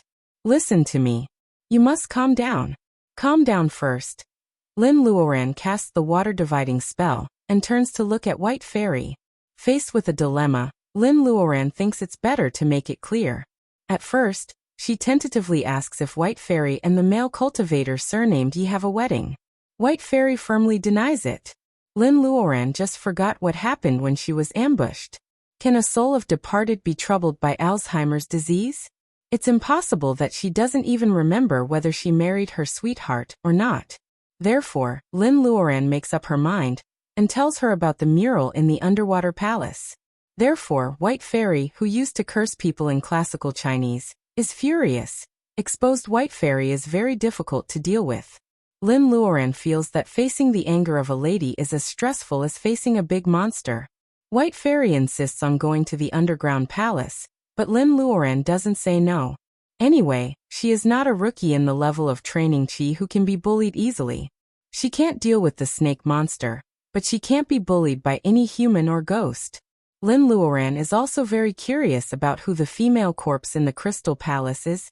Even if it is a trap, it is better to uproot it than to keep a time bomb around. Lin Luoran comforts White Fairy. She thinks to herself that White Fairy, who is both a teacher and a friend, should not let her down. After more than 300 years, the stone path under the bluestone steps is still intact. White Fairy is one step ahead of Lin Luoran. At this moment, she has reached the first mural. There were several peaks shrouded in clouds and fog, pavilions hidden in the green hills and clear waters. Cultivators in ancient costumes were either drinking under the pine trees, fishing by the stream, meditating, or competing with each other in swordsmanship. A boy in black was shuttling through the forest with a medicine basket on his back, and a maid in pink was feeding the red-crowned cranes. Every movement, every flower and every plant. The lines were simple but vivid, restoring the scene of the Mount Shu sect in the past. Facing the magnificence of Zhu Mountain in the past, this mural brought a huge impact to Wenguanjing. However, for White Fairy, it is the scenery she used to see. Her attention is mainly on the second mural. That grand wedding in the world of cultivation. White Fairy looks at the back of the newlyweds. She is trembling. It's ridiculous that I can't remember that I was a bride. But that back is mine. Even if she could mistake him for someone else, couldn't she see his own back? I know a friend from Shushan. He said that Shushan has no records of this wedding. Lin Luoran thinks what Wenguanjing said back then may be useful to White Fairy. So she mentions it hurriedly. White Fairy sneers. No wonder you used to ask me if I had Wushuang's sister. Of course, there is no record of something that has never happened. Or all the people who attended this wedding are dead. As soon as she finished speaking, both of them fell silent. They both thought about the sword tomb that they had collected 2 days ago. The Shushan sword cultivators of the past were truly nowhere to be seen. Dead or alive. White Fairy doesn't stop at the third mural. After Liao tells Lin Luoran about the spiritual world, she no longer cares about where the gathering vitality cultivators went 1,000 years ago. However, the fourth mural that is erased makes White Fairy sneer. After the stone path, there was the stone door with the wooden Paixio sculpture. White Fairy is surprised. Come here. Draw a blood figure to suppress it. This is the second time Lin Luoran comes to this place. She finds that the eyes of the 2 Paixio wood carvings are lively, just like living creatures. It reminds her of the painted sculptures of the Xiaoxiang and Xiangfei on Mount Jun Island. Lin Luoran doesn't know how to draw figures, but White Fairy can. After thinking for a while, Lin Luoran follows White Fairy's instructions. The moment she bites her middle finger, the eyes of the Paixio wood carvings are full of vitality, as if they are about to come to life. She quickly draws 2 blood figures in the air, and puts them into the body of the Paixio. The lively wood carvings become dull. White Fairy nods. She is very satisfied with the figures she draws. However, this is not a good time to explain. Lin Luoran always thinks that these blood figures are very similar to the yellow figure lines that the crazy Taoist pasted behind the painted sculptures of the Xiaoxiang and Xiangfei. The difference is that one focuses on life and the other focuses on killing. White Fairy even has the introduction of Swords of Shushan. Of course, it is easier for her to know a few spells of inhibition. The stone gate opens slowly without any effort. The underground palace of the Lotus Pool, which is big enough to accommodate 1,000 people, appears again.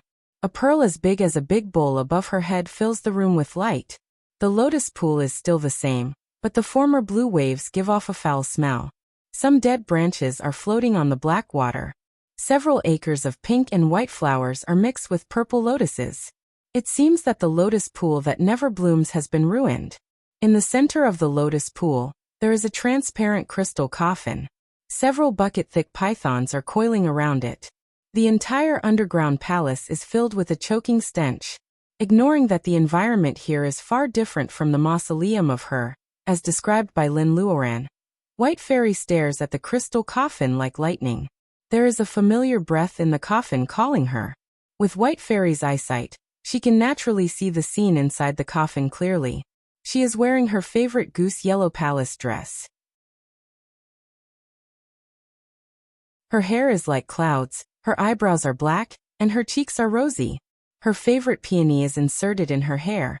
Those eyebrows, those eyes, and those lips are clearly her. White Fairy is shocked. Is it possible that her physical body was not destroyed back then? Someone actually shakes her primordial spirit out of her body, and then takes over her body. With the strength of the world of cultivation at that time, White Fairy feels that it is more unacceptable than being ambushed and having her soul destroyed. Someone doesn't hurt her physical body, but shakes her primordial spirit apart. Only a remnant soul escapes the net. Is there a divinization cultivator in the secret land at that time? White Fairy's heart is in turmoil, but she is very calm on the surface. She grits her teeth and says to Lin Luoran, "My physical body is in the Crystal Palace." She must be so angry that even the me, that hasn't appeared for a long time, comes out. Hearing White Fairy's confirmation, Lin Luoran doesn't feel relaxed. Instead, she feels more headache. The spiritual mind in the dead woman's body actually succeeded in taking over White Fairy's body. Lin Luoran escaped last time because of the help of Fire Phoenix. She is so lucky. What's worse is that she and White Fairy, two idiots, actually come to Lin Luoran again. Lin Luoran looks around vigilantly. Except for the pythons coiling around the crystal coffin, nothing has happened since they came in. "Fairy, be careful." Seeing that White Fairy is going to investigate, Lin Luoran hurriedly reminds her. "It doesn't matter. No matter what kind of ghost it is, you have sealed the 2 wooden pichio at the door. At least 80% of its power is sealed. Now it can't do anything to me." Anyway, White Fairy is a soul of departed with primary success. Her soul has solidified into an entity. Since she has made a conclusion, Lin Luoran doesn't stop her. The underground palace is quiet. Souls are een and cold creatures. How can a few pythons resist them? As soon as White Fairy walks in, they all flee in all directions. The crystal coffin is as new as before. The beauty in the coffin seems to be asleep. White Fairy stands in the coffin. One is quiet while the other is moving. They look like twin sisters. White Fairy stares at the physical body in the coffin. Her expression changes. No one knows what she is thinking. The underground palace is too quiet. Lin Luoran always feels that something is wrong. She feels a chill on her back as if she is stared at by a poisonous snake in the dark. White Fairy's face is full of disgust. She holds back her disgust and touches the crystal coffin that was entangled by the python. Lin Luoran remembers her previous situation when she was possessed. She feels that it is so similar. Her mouth is dry and she is alert. Wait! She is still on the tip of her tongue when she sees the black water in the stinky lotus pond rolling. Lotus leaves sprout from the bottom of the pond. In the blink of an eye, the leaves open. The petals are white, the buds are pink, and the light purple is enchanting. White Fairy is surrounded by the beauty of the lotus. The person standing beside the crystal palace is more and more gorgeous. The faint fragrance is intoxicating. In this most beautiful department, a white light bursts from the center of the brightest purple lotus. White Fairy snorts coldly. She is about to capture this ungrateful thing. However, the white light ignores her and turns to attack Lin Luoran. Lin Luoran smiles. It is said that a scholar who has been away for 3 days must be treated differently. After more than 300 years, the spiritual mind still thinks she is a pushover and still has an obsession with her? A fire net emerges from Lin Luoran's palm and covers the white light. White Fairy thinks that thing actually occupied her body in the past. After all, Lin Luoran is in the early stage of gathering vitality. She is a little anxious. Get out of the way. After all, her voice is too late. The white light suddenly scatters like how White Fairy found the way to get out of the illusion circle. It escapes from the gaps of the dense fire net and converges into one again, aiming at Lin Luoran. In the magnetic mountain, Mu Tiannan has walked to the altar. In the smelly bloodbat cave, Mu Tiannan's expression remains unchanged. Looking at the black shadow gradually condensing on the altar, he stretches out his hand with the ring. "I have brought you back to this place according to the agreement. Our deal is officially completed." An unwilling voice comes from the bat ring. "What about our agreement? You swore by the devil inside. Once you break the agreement, aren't you afraid that the oath of the devil inside will come true?" Mu Tiannan laughs. "Roddick, you have lived for so many years. Aren't you too naive? I only swore to the venerable. Whether I break the oath or not is not up to you to decide. Besides, it is just the oath of the devil inside. Do you think a person who has entered the path of monsters will be afraid? Roddick seems to be hit by a stick. He is so angry that he can't say a word. Well, stop talking. Put the ring on the altar. The Black Shadow Venerable's tone is impatient. If there is anything in common with Mutiannan, it is that the bloodline like Roddick is always classified as a barbarian. It will never consider Roddick's interests. Roddick is still talking. Without its consent, the bat ring that tightly locks Mutiannan's finger can't be taken off. The Black Shadow Venerable's patience is exhausted. He simply takes over the ring. It was so painful to wear the ring. Now it will only be more painful to take it off. You're tuning in to the Li Mei's Wuxia Whispers YouTube channel. We're so grateful for your support, and don't forget to subscribe to join us on this incredible journey through captivating stories. Your generosity through donations truly makes a world of difference, as it's the primary source of revenue that allows me to expand and enhance this channel for you. Thank you from the bottom of my heart for being a part of this adventure.